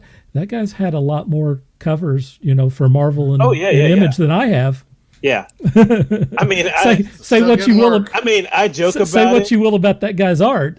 He's a multimillionaire. Yeah, I joke about it, but still, I do not tear him down. I joke about it, but I don't tear. Hey, and you know what? I've seen some of his stuff lately. He's gotten better. It is better. Yeah.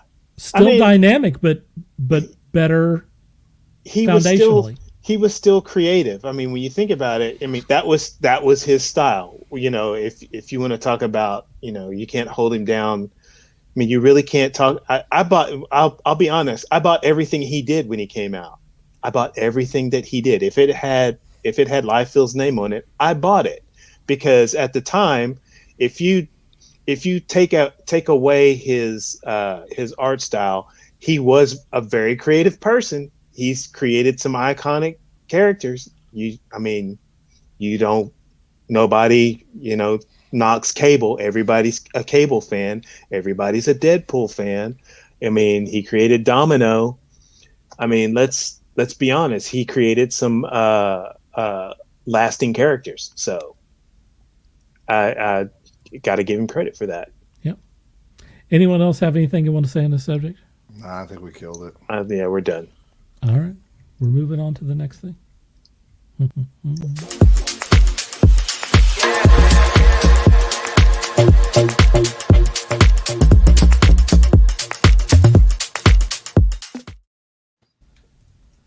So Walt and Sean have been on my ass about Invincible since it first came out on Amazon Prime. However many, what was it, about a month and a half ago that it came out?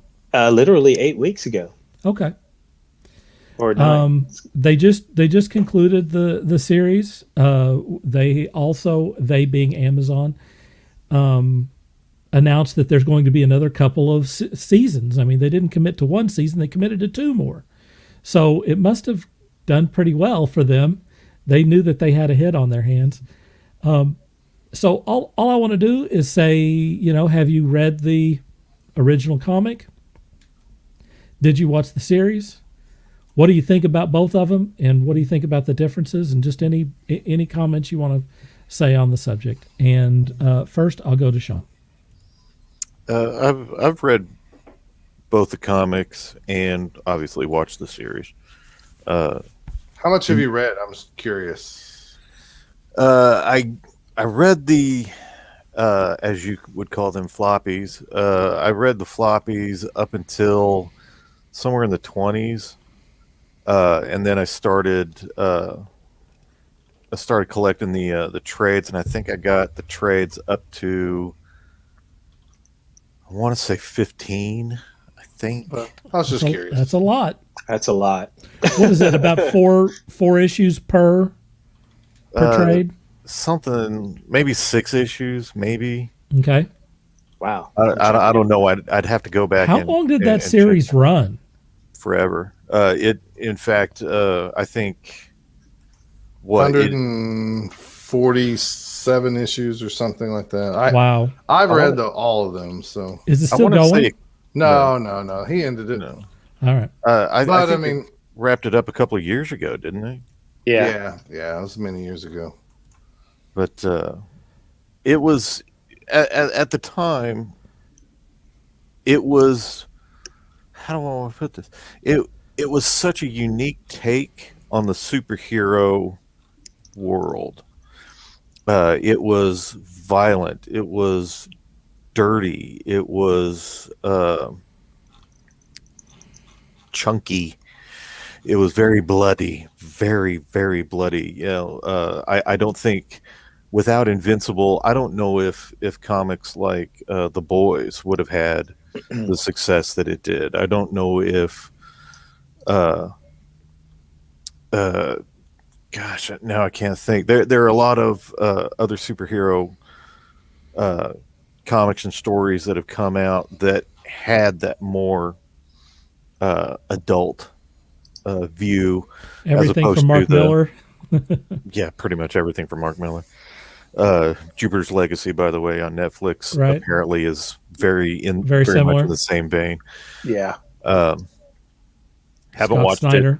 Don't know. I have. I'll tell you about it later. But Invincible, if I remember right, Invincible kind of got that ball rolling, and you know, from the mind of Robert Kirkman, and it really kind of Who wrote The Walking Dead, for people who don't know? Yeah, so it really kind of changed things as far as how people viewed, you know, superheroes. Oh, we can do that with superheroes, you know, and off they went to the races. So, and Irredeemable. Okay, there you go. It really kind of changed things. Young lad gets superpowers, is developing them. He's on the level of Superman, only just in his late teens, learning how to be Superman-esque, and dealing with home, dealing with girlfriend, dealing with parents that are fighting, dealing with, you know, everything that, you know, take Peter Parker and then put him in a rated R movie. You know, I mean, that's what you got going here. And I was overwhelmed by that comic. And then the art in the comic I thought was fantastic. That's actually what drew me into the comic originally. And then it became gory, and of course anybody that knows me knows I thrive on that stuff. Was it the Corey Walker stuff, or once Ryan Otley took over, that you appreciated? I liked the original. That was Corey Walker for maybe 8 issues or so. It felt, I dare say, it almost felt like animation cells, the way he illustrated. Very thin lines, depended a lot on the colors. The color. And what for depth, which is great. I mean, it really had a very cool style to it. The moment that Ryan Otley started illustrating, he had a fan for life. His stuff just, and then you could tell he was just getting his momentum. And as that series went on, dear God, the stuff that he produced was absolutely amazing and graphic. And yeah, I'm looking forward to anything else that he's going to produce in the future. Walt, what do you think, man? I've never read the comic, but after watching these 8 episodes of this first season, I'm interested in the trades and wanting to read the trade. So, in fact, I'm like looking them up right now. But yeah, and I've seen some of the artwork from the comics, and I was always intrigued by the comics, but I never, really got into. I hit this phase where I was not buying comics anymore because it was just too expensive to have as a hobby.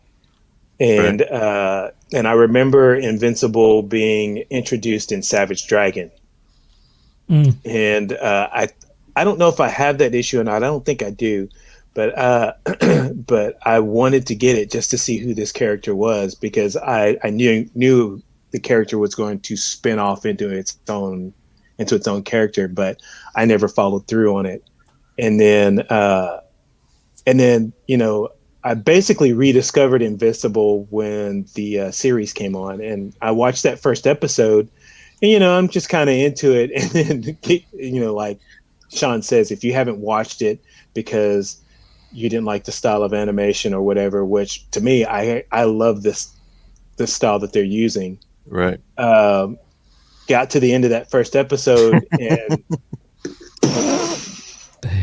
my head, I was just it had a hell of an ending. It had had a hell of an ending, and basically I was like, WTF, what's going on here? I didn't expect that, and then I was hooked. And then come the second episode and the third episode, and all the way up into the 8th. Each episode, I was like, I gotta find a trade of this. I've got to get the trade. I've got to read the book. I got to get ahead of this before this show gets ahead of me. So, but yeah, it's great. The voice actors are great, and cast. It's got a great cast. I mean, everyone is someone you know. Yeah. And I like, it's got a little bit element of everything. If you like aliens, it's got aliens. If you like magic, it's got magic in there. But yeah, the way the story is going, it's great. I mean, I'm not a big Walking Dead fan, but I sure am going to be a fan of this. I'm a fan of this show. So yeah. Cool, man. One thing that stood out about the character design when this first came out and it was first solicited was the eye in his costume. And I'm sitting there looking at it going, yeah. Well, I'm sitting there looking at it going, so he's going to be the icon for Image now? Right. That's the same thing I said. He's the Image superhero. He's always had that. I mean, no, I'm not. But when it originally came out, before the issue had even hit the shelves, I'm looking at this illustration from the original promotionals. Yeah, and I'm like, so he's like the new figure of Image. What is this? This is going to be crap, And I just kind of was supposed to. If you remember, there was another book called Tech Jacket that was released at the same time. Right. There was Fire Breather. And there was another one, if I remember correctly. They were like the new superheroes in the Image world that we're all supposed to know and love, and they're going to become legends, and everything else fell off. But nobody else wore the Image logo on those trades. Yeah. Well, those trades talk about how Image was trying to create that superhero universe, and Invincible is the only the only thing that survived. But once it did come out, I was just blown away. I fully admit. I mean, it struggled for a while. There's low print run issues. That's why I sold all those first 100 issues for a lot of money. I did not originally. 15 years ago. I did not give it a chance. It wasn't until I think they were on about issue 5 or 6, something like that, that I went back and picked those up, and I said, "Okay, you got me. Wow, this is interesting." And like I said before, when Ryan Otley jumped on, it was like, yeah, I think as soon as we're done with this show, I'm going to go force my parents to watch it with me. Just the last 10 minutes, man. That's literally all you got to show. No. 10 minutes. No, it's the build up, because I did the same thing with Lovecraft Country with them, because they sat through it like la la la la. Holy crap! So Mom, Dad, let's get ready. I'm going to you, Scott, man. Oh, well, I haven't watched the show yet. That's okay. Just talk about the comic. I've read the comic since there was like 4 issues, and I bought them from a bargain bin at Jib's store for $1 a piece because we couldn't sell the books. Right. And then years later, I sold like issue number 1 for a couple $100, number 2 and that was way before the show. So if I would have kept my comics instead of getting like $1,200, I'd probably be getting a lot more. Wow. But that happens. I still have like issues like 101 through 144. So hopefully there'll be people out there that want those issues and I can sell those off. I love the series, and I told people for years and years and years, it's way better than The Walking Dead, but you can't zombie people just love zombie stuff, and they're like, oh, zombies, and they get all excited, and they want to make out with their girlfriend because they're all frenzied about zombies. But zombie people are just zombie people. Invincible is the best thing that Robert Kirkman to me has wrote. Just because, and there's bad issues. There's bad issues. There's peaks and valleys. There's big surprises. I mean, he started pulling that stuff off way before Walking Dead, and I think for a little while, Walking Dead was probably paying to keep the lights on for Invincible. You know, because that was a more popular title at the time, and it was in black and white, so it didn't probably cost as much. But anyways, I loved it. I've always loved it. I've always told people about it. And years later, now people are starting to jump on and read it and start collecting these things. Or I hear other people trying to tell me, like, hey, have you read Invincible? I was like, yeah, I read them all when they came out. I was the cool guy before you guys thought it was cool. But you didn't listen to me because you were always going like, zombies, who's going to die this week? Screw this comic. They killed Glenn. I mean, those people, whatever. No, I love it. So, I mean, if you're a big Kirkman fan, you know he wrote something called, what was it called? Something Pope. Give it to me. Battle Pope? Battle Pope. Before there was ever Invincible or his Captain America run or the Walking Dead stuff, there was Battle Pope. And it was a comic with some high religious satire in it, with the Pope, obviously, and Jesus and stuff like that. Great humorous stuff, but not for the if you get your feelings hurt about religious stuff or spiritual stuff, then Right. There you go. See, Shell's already commenting. She loves zombies. She's like, oh, zombies. She says, shush it, Scott. I'm a huge zombie fanatic. It doesn't matter. I could kill myself right now. And I'd be a zombie. They'd love it. They'd like, look, zombie Scott's way cooler than regular Scott. Hey, Scott, I'm the same way. It's like when people start describing The Walking Dead to me, I just turn around and go, oh, so it's Battlestar Galactica. There you go. So to you showing your parents Invincible, Maxine says, we ready. Damon, I'll get to your thing here in just a second. I'll put this up first since it's on the subject. There's Battle Pope. There you go. I remember that comic. Never read it, but I remember it. I think it was an independent black and white thing that they started first, and then Image reprinted it. So I read the colored versions of it. So I always loved the images of the Battle Pope. It didn't look like something I'd want to read, but I sure did love the look of the Battle Pope. I really did love this. You can pick up the volume 1 for $10 on Kindle. On Kindle. Nobody don't read comics digitally. I don't read comics. You gotta hold them. You gotta smell them. Yeah. I gotta smell that ink. Wow. It's experience. I've done something over the past couple of weeks because, like I said, these guys were whinging at me about you got to watch Invincible. I watched that first episode and then I started reading the comics. So I was concurrently watching an episode and reading the comics at the exact same time. Now I've read up through about 30 issues, and it's gone wherever I am in the comics is past what they do on the series. So I'm getting like additional information. And I'm also noticing that there's some storylines that are just now coming to light that were put back into the beginning of the television series. So I think it's really interesting how they reordered this stuff. I really like that they did things like introduce Cecil earlier. I thought that was a really good idea. The Mark's girlfriend is a lot more interesting in the series. She also has a lot more, she's a lot smarter. She has a lot more agency, where she's not just going along to get along. She's like, why you keep lying to me and stuff. So she's a much more interesting character. Mark's mom is a lot more interesting. Are you saying in the comics versus the show? I think in the show she's a lot more interesting. These characters were the characters that I'm mentioning were much more developed in the show.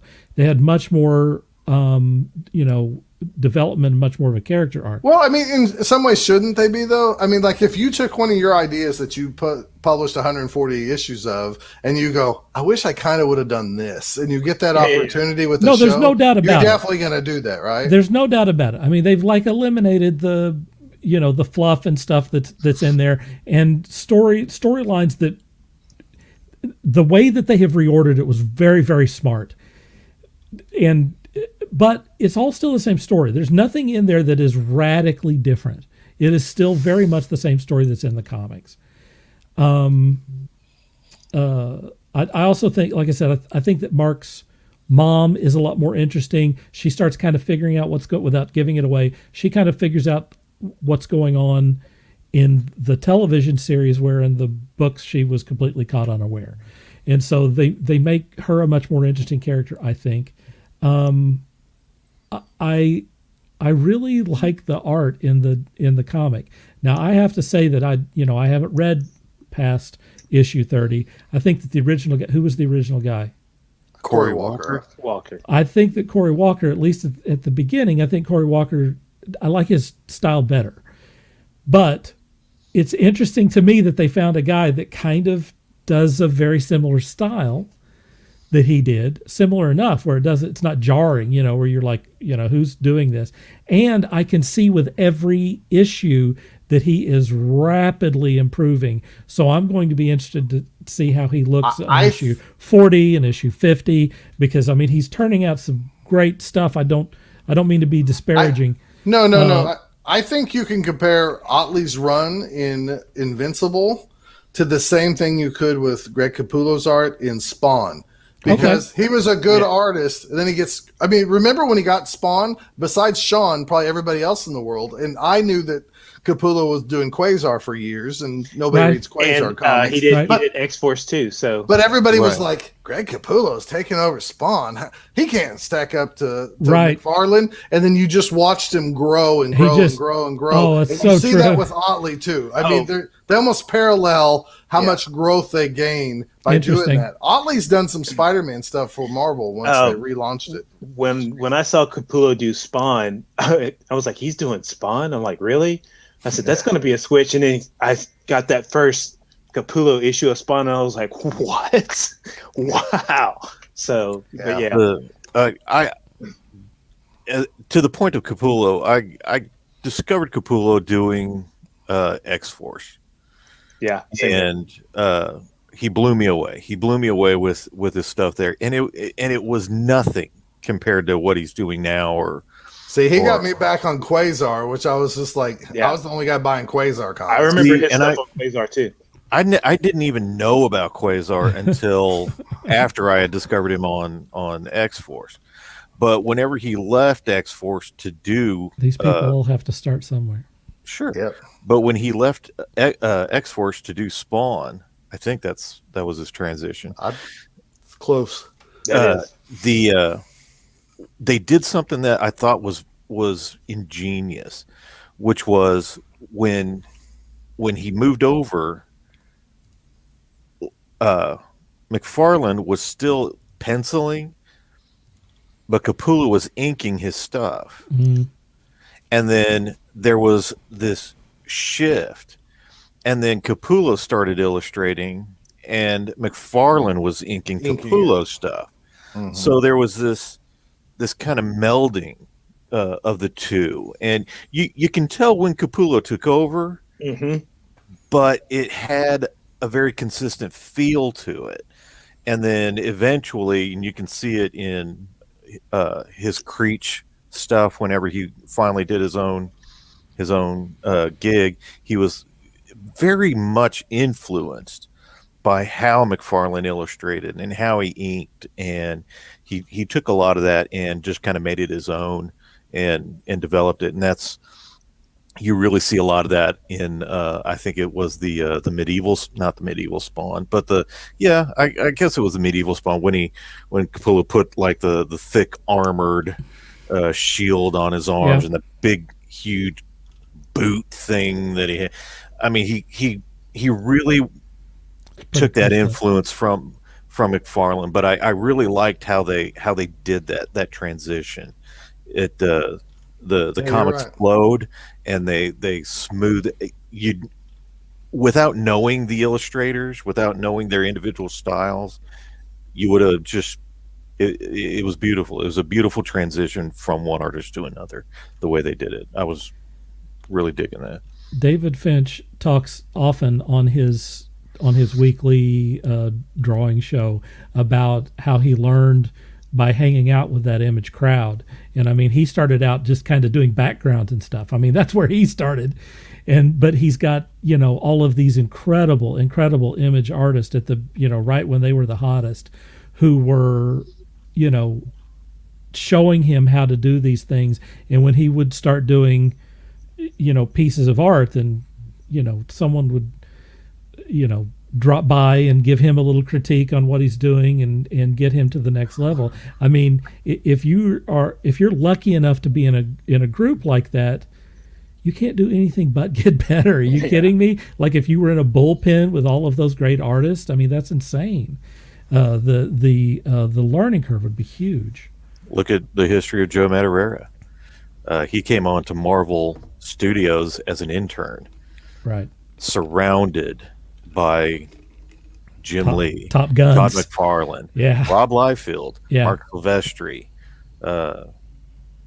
God, who else was there at that time? I mean, it was Yeah. literally Image Comics before Image It was Comics. Image. Right. Before they broke off.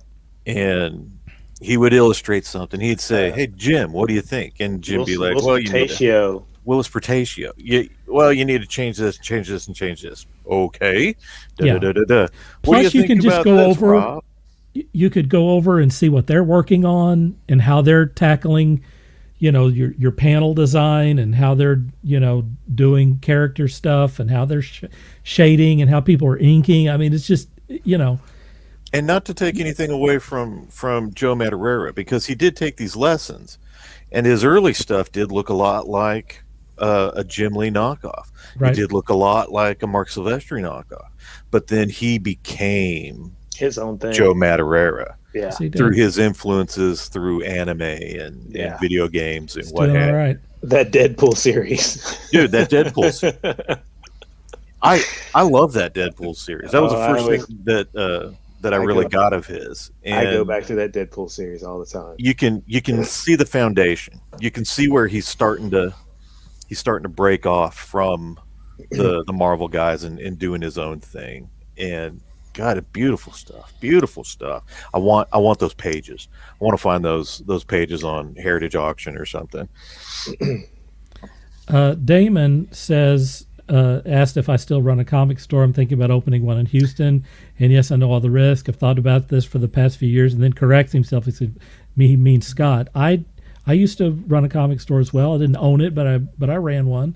Scott is working at a comic store now, and we have two people that regularly watch this that have owned a comic book store who are great resources on this subject. If you want, that's Mike Kennedy and Jim Lane. So who ran Dragonfire Comics. So maybe they will chime in if they have any sort of stuff. I guess if you want to send us a message or something, we'll Befriend get the them information. and tug on their brains. Yeah. I mean, I my experience was back when comics were very hot. The business is very much different and very much in flux, particularly based on what's happened over the past year or so. And I'll also say that if you're going to run a comic store, you probably shouldn't just sell comics. You should also be selling cards and games and For sure. Or Definitely. whatever. You must diversify. And I would also suggest maybe Action having figures, a toys. cafe, Yeah.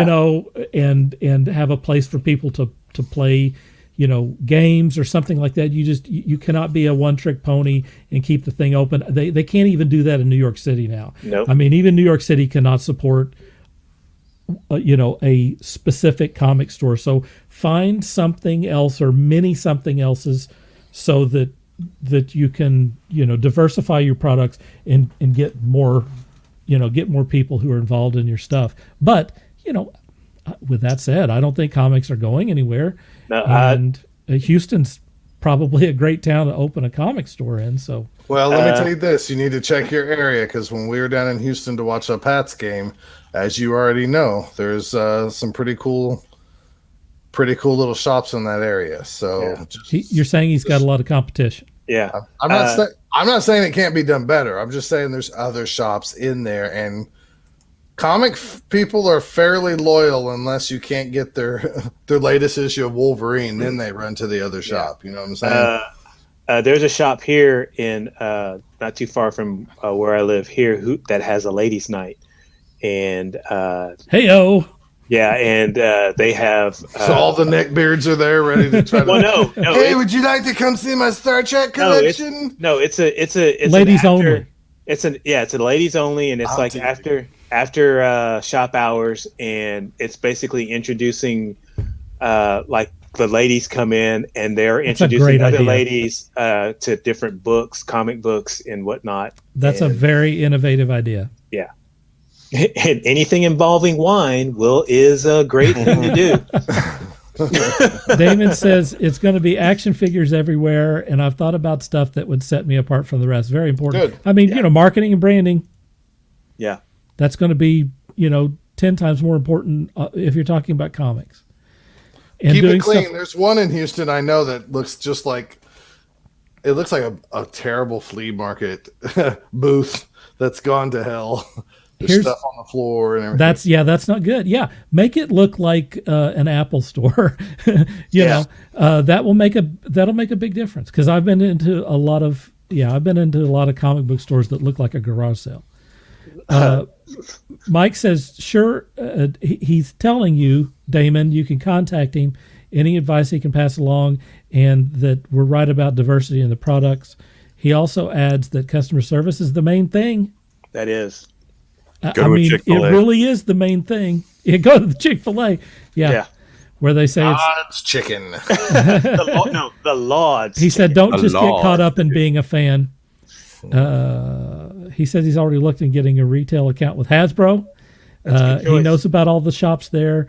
The biggest one is in Bedrock City with 6 locations. Wow. Yeah. Just in Houston alone? That sounds like Lone Star up here. Holy cats. They actually bought out a couple smaller shops. That's what happens. Steve says Zeus Ladies Night. Zeus Comics in Dallas. That's a really good place to go. That shop is as far as there you go. Yeah. Damon says he's going to be playing some jazz music. That's cool. Just try to keep the place clean. These are all good advice. Like I said, I haven't heard from Jim tonight. Maybe he's not watching, but Jim's been in the trenches too. One way or another, look at Jim Lane. Look these guys up on our friends list or something, and they're going to have a hell of a lot of information for you on that. And if you open up a place, then that's awesome.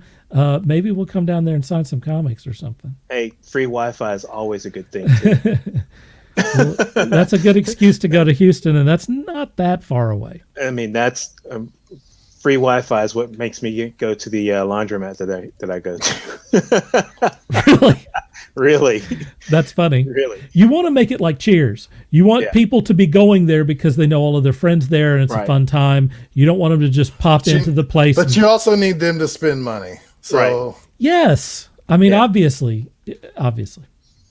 That's why I say put a cafe in there so that they stick around for a while and hopefully pick up a few comics to read, and you get a bunch of people that are, chewing the fat, so to speak. All right, let's go to our next section, guys.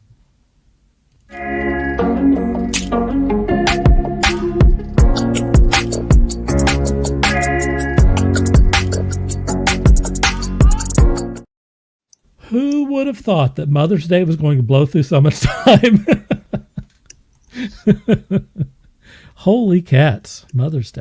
There's still some subjects that I still want to talk about that are on the list, so we have to talk about them later. We have to talk about them. One of them is not timely. We can talk about it anytime. There's next week, Walt. There's always next week. And, we have other things on there we can do it later. Steve says, hey, how about this? This is a great idea. Microbrew comic shop. I'm down with that. like I said, wine, beer, whatever. I don't drink, so or I don't drink often. Cool. Well, I would we'll have I that would to fix suggest for you. cappuccino myself. I have Wi-Fi. I was thinking of putting arcades in there for people to play. Got a couple of the one-up ones, and I've actually thought about making it half coffee breakfast, half comic shop. There you go. Oh, there you go. Coffee goes well. Talk to Barnes and Noble and ask them how coffee goes with their books. Starbucks. Pretty well. Mm-hmm. Not bad. All right, so we are on blast here. If I can find the doggone thing here, there we go. There's the all important tag there, and on this first, I'm going to go to Scott. Oh, what am I blasting? I don't know, man. Whatever. I hope it's not that big Is this burrito the you things had we for lunch. bought? Yeah, Or is dude. this are we Stuff griping? we- Consumed. is this your first episode? No, I just can't remember. On blast always sounds like something violent, like I'm supposed to go, you Hold on, person look. that were in my way, and It's I a was mad at you phrase. this morning. It's a phrase where you put something on blast. You're promoting it. Okay, well, I don't have a whole lot here, but I will cover some nerd bases here. War of the Bounty Hunters, I showed you the cover earlier. This is the prelude issue Alpha or Zero or however you want to look at it. If you were happy to see Boba Fett get his moment in The Mandalorian, well, he's going to get his moment finally in the comics. This takes place right after Empire. Somebody steals Han Solo before he can take it to Jabba the Hutt, and then That's the pretty craziness ensues. I do love that cover. So That cover is pretty good. That's not the artist that's inside. no, Steve McNiven does the art inside too. Oh, Steve McNiven's good. Yeah, he does the art inside. Yeah, he's good. I like that guy. I mean, it's kind of the spoiler last page, but oh well. That's good stuff. There's violence. I mean, Boba Fett gets his. Man, actually, I like There's violence. that quite a bit. Actually, the layout on that is hot. So, Hello. anyways, if you can find a copy, that one's out. Just a few other little books that I've been reading lately that I just really love. Larry Hama, you might know him from the old Marvel G.I. Joe series that he's still doing to this day at IDW, but he does write other things occasionally. What was it? Nth Man or something like that. Nth Man. in the 90s. Here's one. He's doing an Iron Fist series. This is Oh, okay. five. Cool. I've really, really enjoyed this. I mean, like it's Really? it's kung fu and dragons Oh, and okay. mysticism, and I mean, this reminds me kind of like what was the movie with Kurt Russell? Big Trouble in China. Big Trouble in Little China. China. Yeah. Kind of in that vein. To Wow, me, where it's that just is fun, and you can't wait to read the next episode. That is high praise, sir. And then you're kind of mad that Larry Hama hasn't been writing other comics all these years. So Wait a minute. Well, Who he did did- that? Larry Who did Hama the art did on have- that, Yeah, who's the who artist? did the art? please? Some new guy. No, that's something I could probably get into. Right there. Dave Wagner, I guess is his Oh, I name. know that Um, name. I don't know him. Let's see it. I've heard that name before. Well, let me try to find you some pages here. I gotta see the arts. Okay, give me just a second. Well, you know, Larry Hama did have a run on Wolverine. He All did. right. I like it. No, this guy's. This is the first time I've seen this guy's art. Yep, I so like it. I'm sure he's done other things, or they usually start off on some independent comic. Hellions, one of the best X books out of the new stuff. Really. All I can say is just read this book. You'll never, if you ever liked Mr. Sinister before, the character, the villain, Mr. Sinister, Yeah. the lame kind of science guy. Right. He's so badass in this comic. Cool. I mean, like the dialogue, they couldn't call this Mr. Sinister the comic, so they called it Hellions. It is just fabulous. Every time I Right. read this issue, I go like, why is this one of the best X-Men books out? I mean, like time and time again, I almost laugh out loud at some of the stuff he does. Wow. They've really given him a personality that's just amazing. So if you were an X-Book fan or a Mr. Sinister fan in the past, he's even cooler now. Cool. And then finally, I reached out to the writer on this and told him I really love this series. I Paul saw Grist. that. Paul He got Grist. back to you. Yeah, he was the writer creator of Jack Staff, and he did I can't remember the other book. I must say I didn't pick up all the comics. It was a black and white like detective book, and I can't think of it right now. But Paul Grist, I loved his Jack Staff stuff as well. he did. Oh, I know Paul Grist from an old Grindel series that he did for 4 issues, and everybody was Really? like, "I don't." Oh yeah, you probably had the issues. He did. Okay. He did. It was during those Grindel Tales times. He Yeah, did yeah. a 4-issue little story Man, arc on I that. love Grindel. And he's done things throughout the years that I love. He just wrote this, and in issue 1, they let him like introduce the team on like a little his own art style, which is some people would say really simplistic and stuff like that. But I love his art as well. But he got to do 1 page for Marvel in his own style to kind of introduce the team, so it was really cool. All right. So I reached out to him because I was like, man, I hope there's more. But the Union thing that came out of the big crossover of the King in Black, and it's like an English superhero team, obviously. So, anyways, Damon says Mr.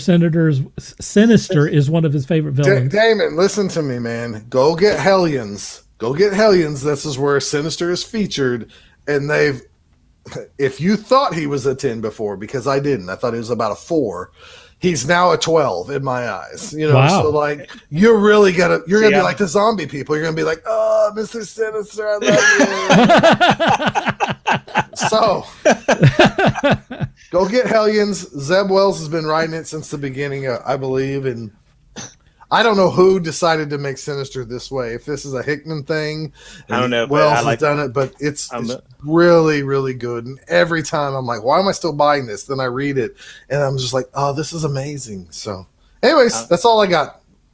I'm a Sinister fan, so I'll look into that myself. All right, good stuff. Walt, you're next. Oh man, I've got a few things. So, of course,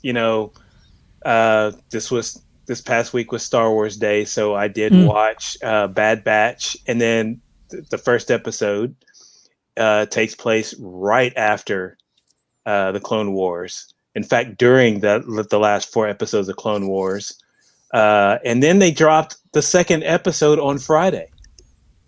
So we got 2. There's 2 episodes this week. I still have not seen it. Did that make you happy? Oh yeah, it did, because the first episode is 1 hour and 14 minutes, and I got an extra 30 minutes after that. So hey, rock and roll. And then some other things that I did.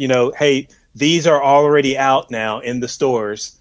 I just happened to go past the toy section, and look, we've got the Shang-Chi. I've seen all those. Yeah, I've seen those. So I had be careful though. The Legos are telling you some of the villains and stuff. Hey, well, I just saw this, and this was the last in Walmart, and I gotta have Shang-Chi, so I got that. They gave away the look of the new Captain America too. The toys. Yeah. So also, this is for you, Scott. I found this. I actually saw this in the stores about a month ago, and I saw a guy walking through the store with it, and I was like, "Oh, I got to go get me one." And I went back there, and there were none left. So I saw this today. Oh my gosh! That's cool. Wow! So I was like, I always wanted What's that. the figure that comes with it? It's the pilot. Oh, it's the guy. Okay, it's right. the Cobra pilot. And in fact, if I'm not mistaken, It's hard to see. I don't remember the original having a pilot. It didn't have a pilot. Oh. And so what they did is it's the universal pilot. It's also the pilots for the generic pilots for the Rattlers have that same look. Oh, okay. So there's that. And then That's cool, man. Finally, since mom and dad you are need here, to open your toys, dude. That is a I shiny know. toy box there. And so finally, since mom and dad, I ordered this a few months ago, and we were talking about collector's cards, specifically sports cards. I got this. I ordered this, and I could only send it to my mom's house because that's where my credit card is based. But the Negro Leagues baseball cards. That's sweet. And it's a 184 card set, and they're all painted portraits by Greg Krindler.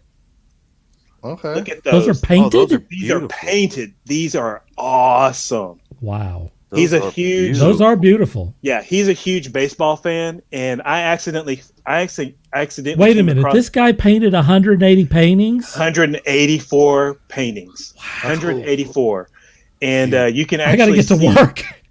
Yeah, you can actually see the original paintings at the at the Negro Leagues museum in Wow. Kansas City, Missouri. Have you been to that, Walt? I've been through Kansas City a few times just to stop and like eat. I haven't been there. Oh man! But my parents have. My parents have been there because we have family there. So seeing as they're closer to Kansas City than I am. Have your parents like Arthur Bryant's barbecue? Probably.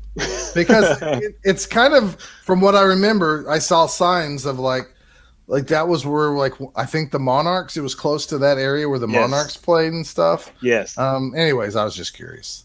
Yeah. So if you're ever up there in Kansas City, Missouri, and you get to the Negro Leagues Hall of Fame, Baseball Hall of Fame, I do believe some of these, if not all of these paintings are there. Cool. But Greg Krindler, it's a limited set out of 5,000 sets, and I got 1366. So Cool. But yeah, so if you get a chance to see that artwork, Greg Krindler. I do believe he's got a website. You can see some of that artwork. He does more than just the Negro Leagues. He's a huge baseball fan. There's all sorts of baseball paintings, as well as just historical events that he's done. So, but yeah, I finally got that set, and I haven't even looked at them all. The handful I showed you, that's all I've looked at for now. So I can't wait to go through that whole set. Steve says, wish I could show you all the Hot Wheels Thundercats Thunder Tank I just picked up. Oh, look at this.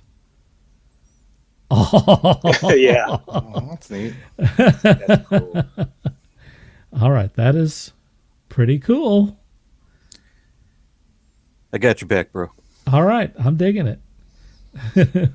That's awesome. And Damon says he just looked it up, and he found Hellions for $12.99 an issue.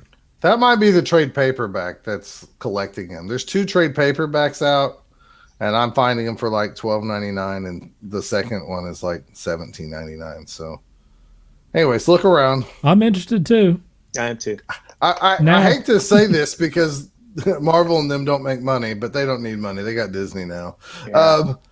Go to your library for a lot of comics, man. I mean, like, I can't tell you all enough how many libraries are picking up trade paperbacks, and you can go read stuff basically for free because it is free. It just costs you your time and gas. I mean, Jennifer's young son just wanted to start reading that.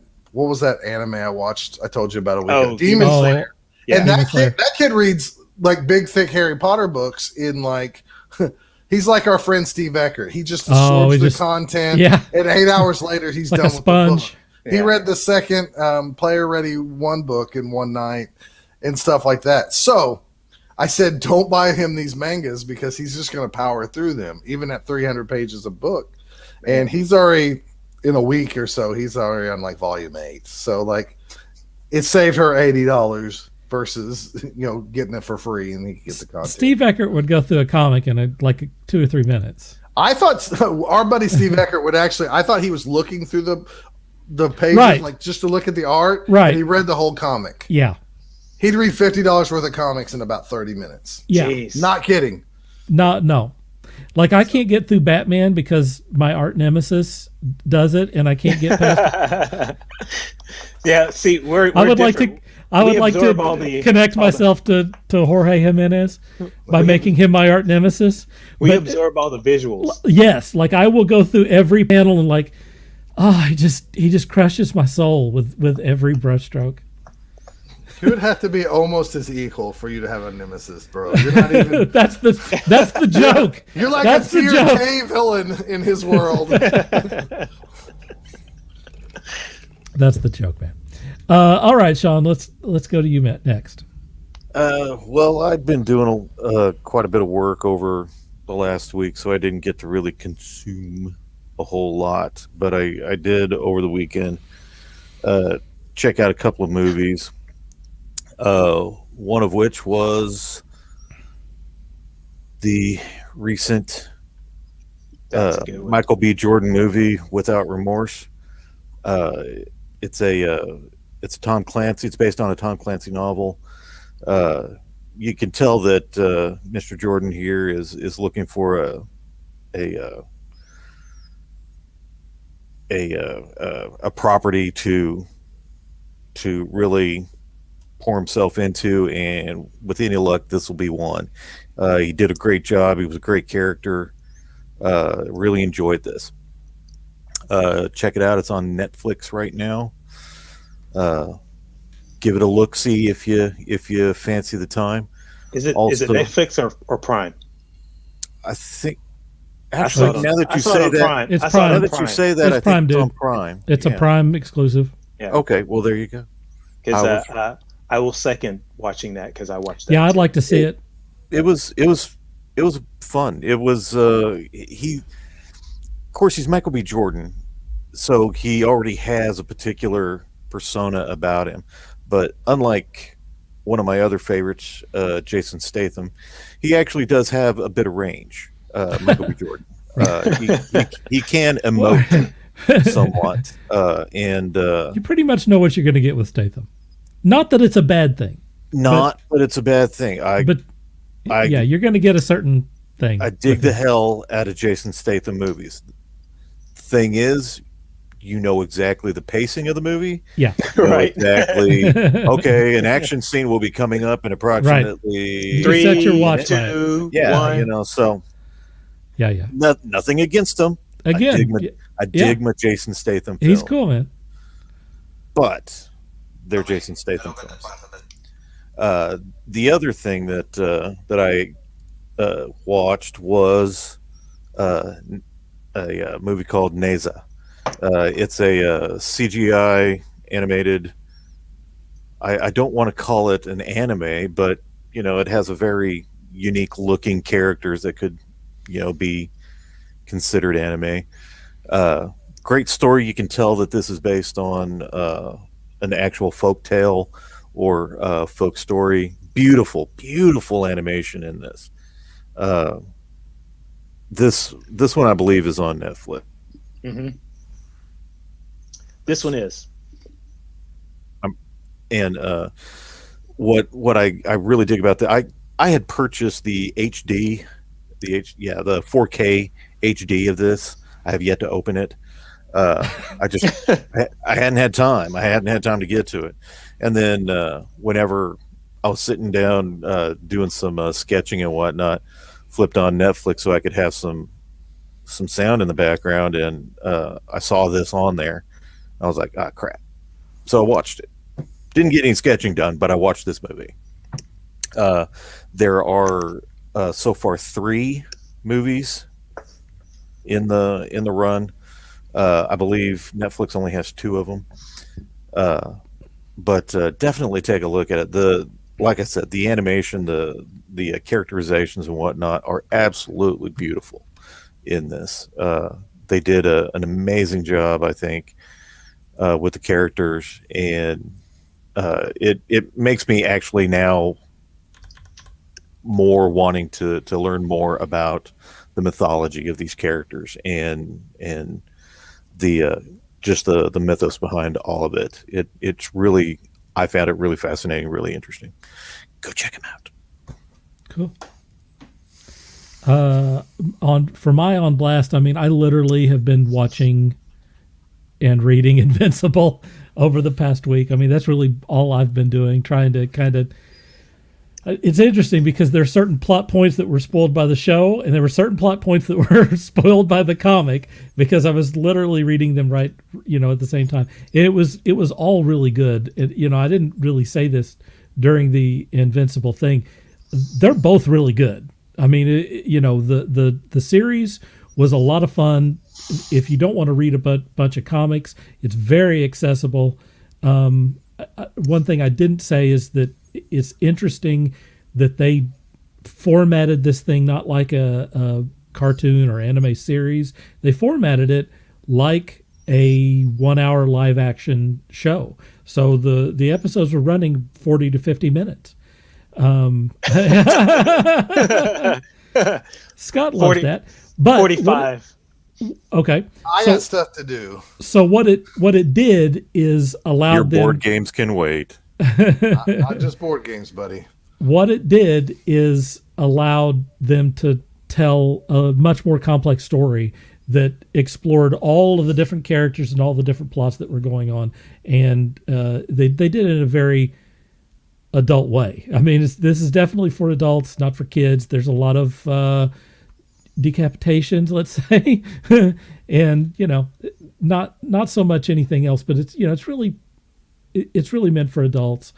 Anyway, that's basically what I consumed. I watched a couple of things with Sean over the last week too, but for the most part, I've been kind of in the middle of Invincible, and I'll tell you that I will continue to read these comics because they are a lot of fun, and I am learning from both of the artists who've been doing this stuff.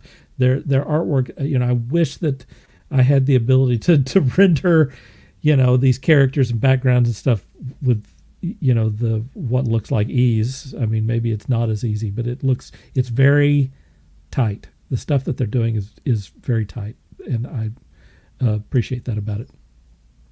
All right, it's promo time, guys. There's a ding. There it is. So for that first, let's go to Scott. You can catch me over at bothdown.com, where you can listen to my Blood Bowl podcast. We just recorded last Thursday, episode 120. It's going to go live tomorrow. You can find me over at bothdown.com. You can catch me on Twitter, where occasionally I will tweet out like what I'm reading or my opinion, usually kind of what I'm reading, and talk to a few people there. You can find me at Real Scott Prime over on Twitter. You can also look me up on Facebook, and I'm the cool Scott Prime that everybody knows and loves and thinks is handsome. So look up handsome Scott Prime. That's me. That will lead to you. Of course. Why would it not lead to me? I'm on a TikTok. I just found that out. You are? I mean, gosh. you were put on TikTok clandestinely? Yeah, I didn't know I was on TikTok, and then I found out. I went out on a double date with one of Jennifer's friends and her boyfriend the other night, and then I find that to be very funny. Days later, I find out I'm a TikTok video. You're a TikTok star, baby. Yeah, no, I'm not. There's probably like have you gone 75 viral? moms. Michelle is. No, Michelle I'm has not. about 8 million people following her now. I wouldn't know because I'm not on TikTok. It's probably just as well, man. I'm gonna be the old guy that refuses. You and That's your okay. new gadgets. That's okay. I No, mean, you'll be a star being a grumpy old man on TikTok. that's right. Oh, I could. Yeah. Just keep your gripes to 1 minute or less. Yeah. Put it to some music, and man, it could go viral. Hey, the Spicy King TikTok. Dude, There you this go. is a winner. Oh, there we go. Let's do You it. better buy our No. t-shirt. Twitter is a cesspool, but I will say this: like Scott mentioned, the guy who did that The comic, Union book. Uh-huh. and put that guy's name in his comment, and the guy got back to him. Yep. That's the good part of Twitter, is that the comic book portion of that is very active, and people will Super share active. stuff. Your Doug Woods and your Stoney Williams and all that crowd are very active on there, and very much they will share. They're very generous about sharing their other stuff. So there are some bright spots on Twitter as well. Right. All right, Walt, you're up, buddy. You can catch me at facebook.com, WalterCons, and whatstudioart.blogspot.com. You can catch me at twitch.tv, GatchaMan1. And you can see that I have a Zazzle store, which is what_studio_art, where you can get that fabulous Robo Girls shirt that I recently designed. It's pretty cool. Yeah, so I Oh, highly we need recommend. to get a picture of that and put it up here. I can get you a picture of that. In fact, I can get you a picture of that from my blog page right here. Let me All right. let me get that here for you. All right. Share. Do you need a moment? I'll go on to Sean. Here we go. I got it right here. All right. At least I thought I did. Best laid plans. Yeah. Last minute things. Go to Sean, come back to him. Yeah. All right, there you Sean, go. what's up? Like What's always, up? you can find me at rankingstudios.com along with my other studio mates. Please check out rankingstudios.com. Drop us a line. Let us know what you think of it. If you want, you can also find us at Facebook /Ranking Studios. Drop in, check out the projects we got in the works and anything that we've got upcoming. Feel free to drop us a line. Let us know what you think, good or bad. Don't hesitate. Let us know. We can only get better if we know what we're doing wrong. Tell us. Let us know. We will do what we can to make you happy. All right. Walt, what do you get here? Let's do this. Very How nice. about that? That's the artwork that's on the shirt. How about that, folks? Very nice. You can get that kind of on any color shirt you want. Although blue looks really cool, especially versus that orange there. Yes. But yeah, that's a cool piece, man. Thank you. I particularly like the what is that Chinese? That's Japanese. Japanese. Is there a Shows what I program know. that you have, or do you just look that up somewhere, Actually, when you Or do you secretly speak Japanese? or do you know kanji? So what I did there is, because I use Adobe Illustrator to translate that, it actually comes with some Japanese fonts. Nice. Oh. So what I did is I went to Google Translate and I typed in Robo Girls and I got that translation. Then I did a copy and paste into Illustrator and went from there. So All right. Very clever. Not knowing kanji, I was just curious if there was some way cool, nifty thing, which what you did was very, way cool. thank you very much. Thank you. It's a good look, man. All right, I'm going to put my stuff up here. The other day, I did a live inking of something that involves like almost everyone I know. It was written by Matt Price. It includes a character by Robert Henry, one of the Ranking Studios guys. Sean did the layouts for the 8 pages, and Scott did the pencils for the 8 pages. I inked 1 page live on YouTube and on Facebook, and it was a lot of fun. It's doing art is relaxing to me. I appreciate, more and more just the kind of therapeutic effects of doing artwork. It besides doing meditation, it probably makes me more calm than just about anything that I can imagine. But if you're interested in that sort of thing, please go over to the Taskforce Geek YouTube page. You can see what I did over there. You go to rankingstudios.com. You can see some of my artwork there. I'm on Twitter at Dirk Hooper Plus. Be glad to also share your stuff and help promote you on there. I'm on TikTok, if you can believe it. And you can also check out my artwork at Facebook at Dirk Hooper Artworks. And that's all my goodies, folks. What else we got? I just wanted to add that thank you to everybody that voted on the new logo. I appreciate your time. Yeah. It was, granted, what you saw was just like the last few bits that Dirk wanted to pull from. Went through a lot of other versions that maybe one day you'll see. But I really appreciate everybody's time in looking at those and giving your opinions. Thank you. Thank you very much. Yeah, I mean that was on our Facebook group.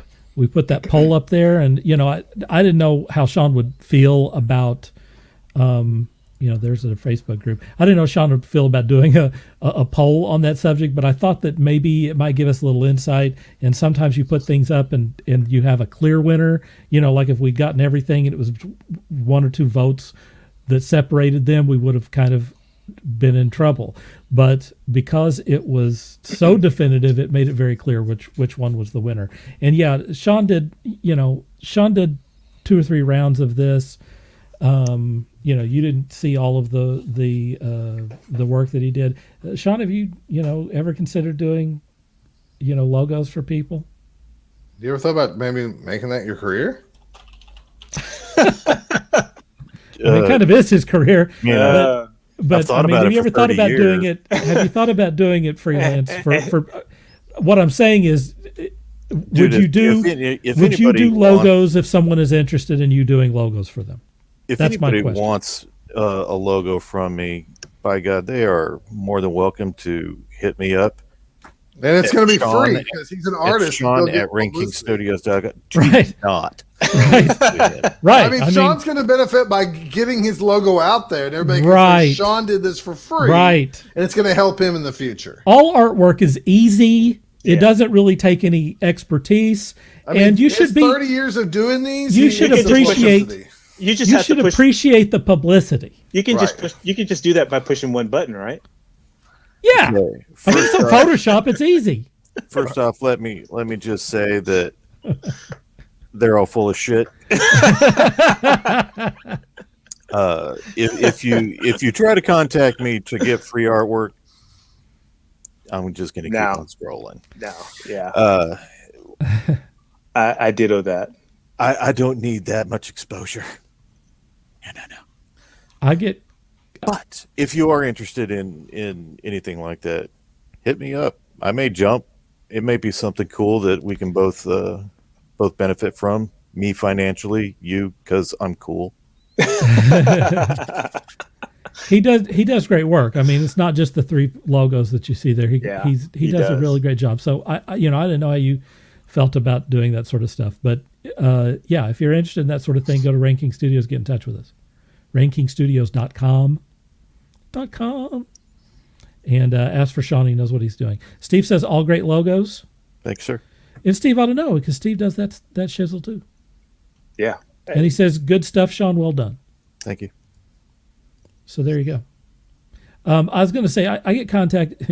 I put out these portraits of, pretty ladies and stuff. And then invariably I get contacted daily by people who say, you can draw me if you want.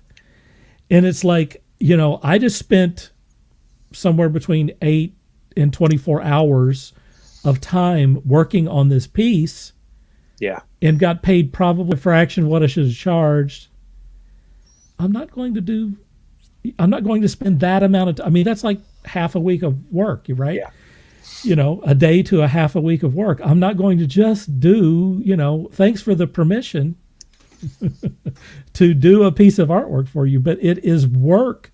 The second part of that, it's not just art. It is also work. Yep. And I need to be paid for it. Speaking of which, I forgot to mention, I finished a portrait of somebody's pet last week. Yeah. And if any of you are wanting any extra ideas on marketing your services, I would do that. I would on Nextdoor.com. If you're not familiar with that, Nextdoor.com. I would gladly do pet photos. Facebook type thing, but it deals with your neighborhood in your town. So I'm in a group of neighbors for my particular neighborhood, and I posted a pic of the drawing I did. And I've been getting inundated with how much do you charge? Sweet. How long does it take? So Cool. if any of you artists out there are watching, I highly recommend going to I'm going to check it out. And they also will allow you to set up a business page. So don't get too informative about what you do, because they'll say, you can't post this. You have to make yourself a business page, and which has addresses. You have to have addresses and all that stuff. And if you're working out of your house, is it mostly for like neighborhood watch stuff? Oh, it's neighborhood watch. It's everything. So like people put on there, hey, I'm a pet sitter, I'm a babysitter kind of thing. And also, hey, I lost this pet. I lost my pet. This is photo, or I found this pet. Is this it's a your good dog? idea. Kind of thing. But it's also for people who are looking at for, handyman, somebody who can do things and volunteer work and all that kind of stuff, as well as business pages. So I highly recommend it. Like I said, I got inundated with, hey, how much do you charge? I mean, I posted a picture, and I got in one day, I got 60 likes, and from people I don't know. So good deal. Yeah. So look into it. That's cool, man. I will. I promise. Steve says, brilliant as always, gents. Thank you for letting us play along. Thanks for showing up, Steve. Yes, thank you. Always. Everyone who chimes in, we sure do appreciate it. Damon says, some women think they're God's gift to man. Yes, draw me, sir. I get that a lot. I mean, and we talk about Twitter. I get that mostly on Twitter, and they're very attractive women. But hey, look, date me, and I'll draw you all the time. How about that? I don't do that. But not anymore. just because you're pretty. I don't do that anymore. That's not enough. I don't draw girlfriends I'll have to anymore. fix your art. Yeah. Oh yeah, let me draw you because you need to be fixed. Exactly. That was a good callback. That was a good callback. That's not bad. Maxine says, great show as always. Thanks for allowing us to participate. We do appreciate your participation and your appearance on the show. Thanks, Mom. I'll see you in This is another the first appearance, if people are collecting episodes, of Maxine. My mom. That's right.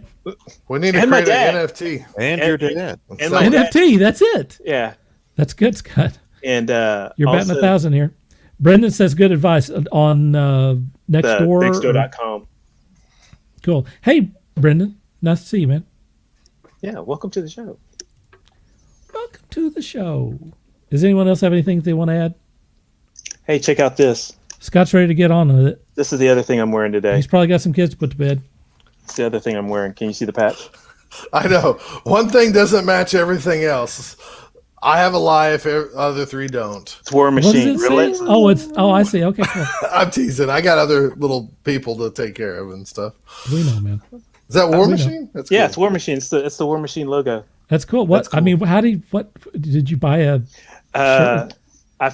When Iron Man 2 came out, I found that online and I downloaded it and kind of changed the color to make it green. And at the time where I worked, they had iron-on material, make your own. And I decided on some extra throwaway stuff. I made a couple of patches for both arms. So Nice. Cool. Anyway. I dig it. that's it. All right, guys. All right, we're going to wrap it up then. Thanks to the panel. Thanks to Scott. Thanks to Sean. Thanks to Walt. Thanks to everyone who chimed in tonight. We sure do appreciate it. We appreciate you watching, and we appreciate you participating. Thank you very much. So for all the guys, this is Dirk Hooper saying thank you very much and dream hard.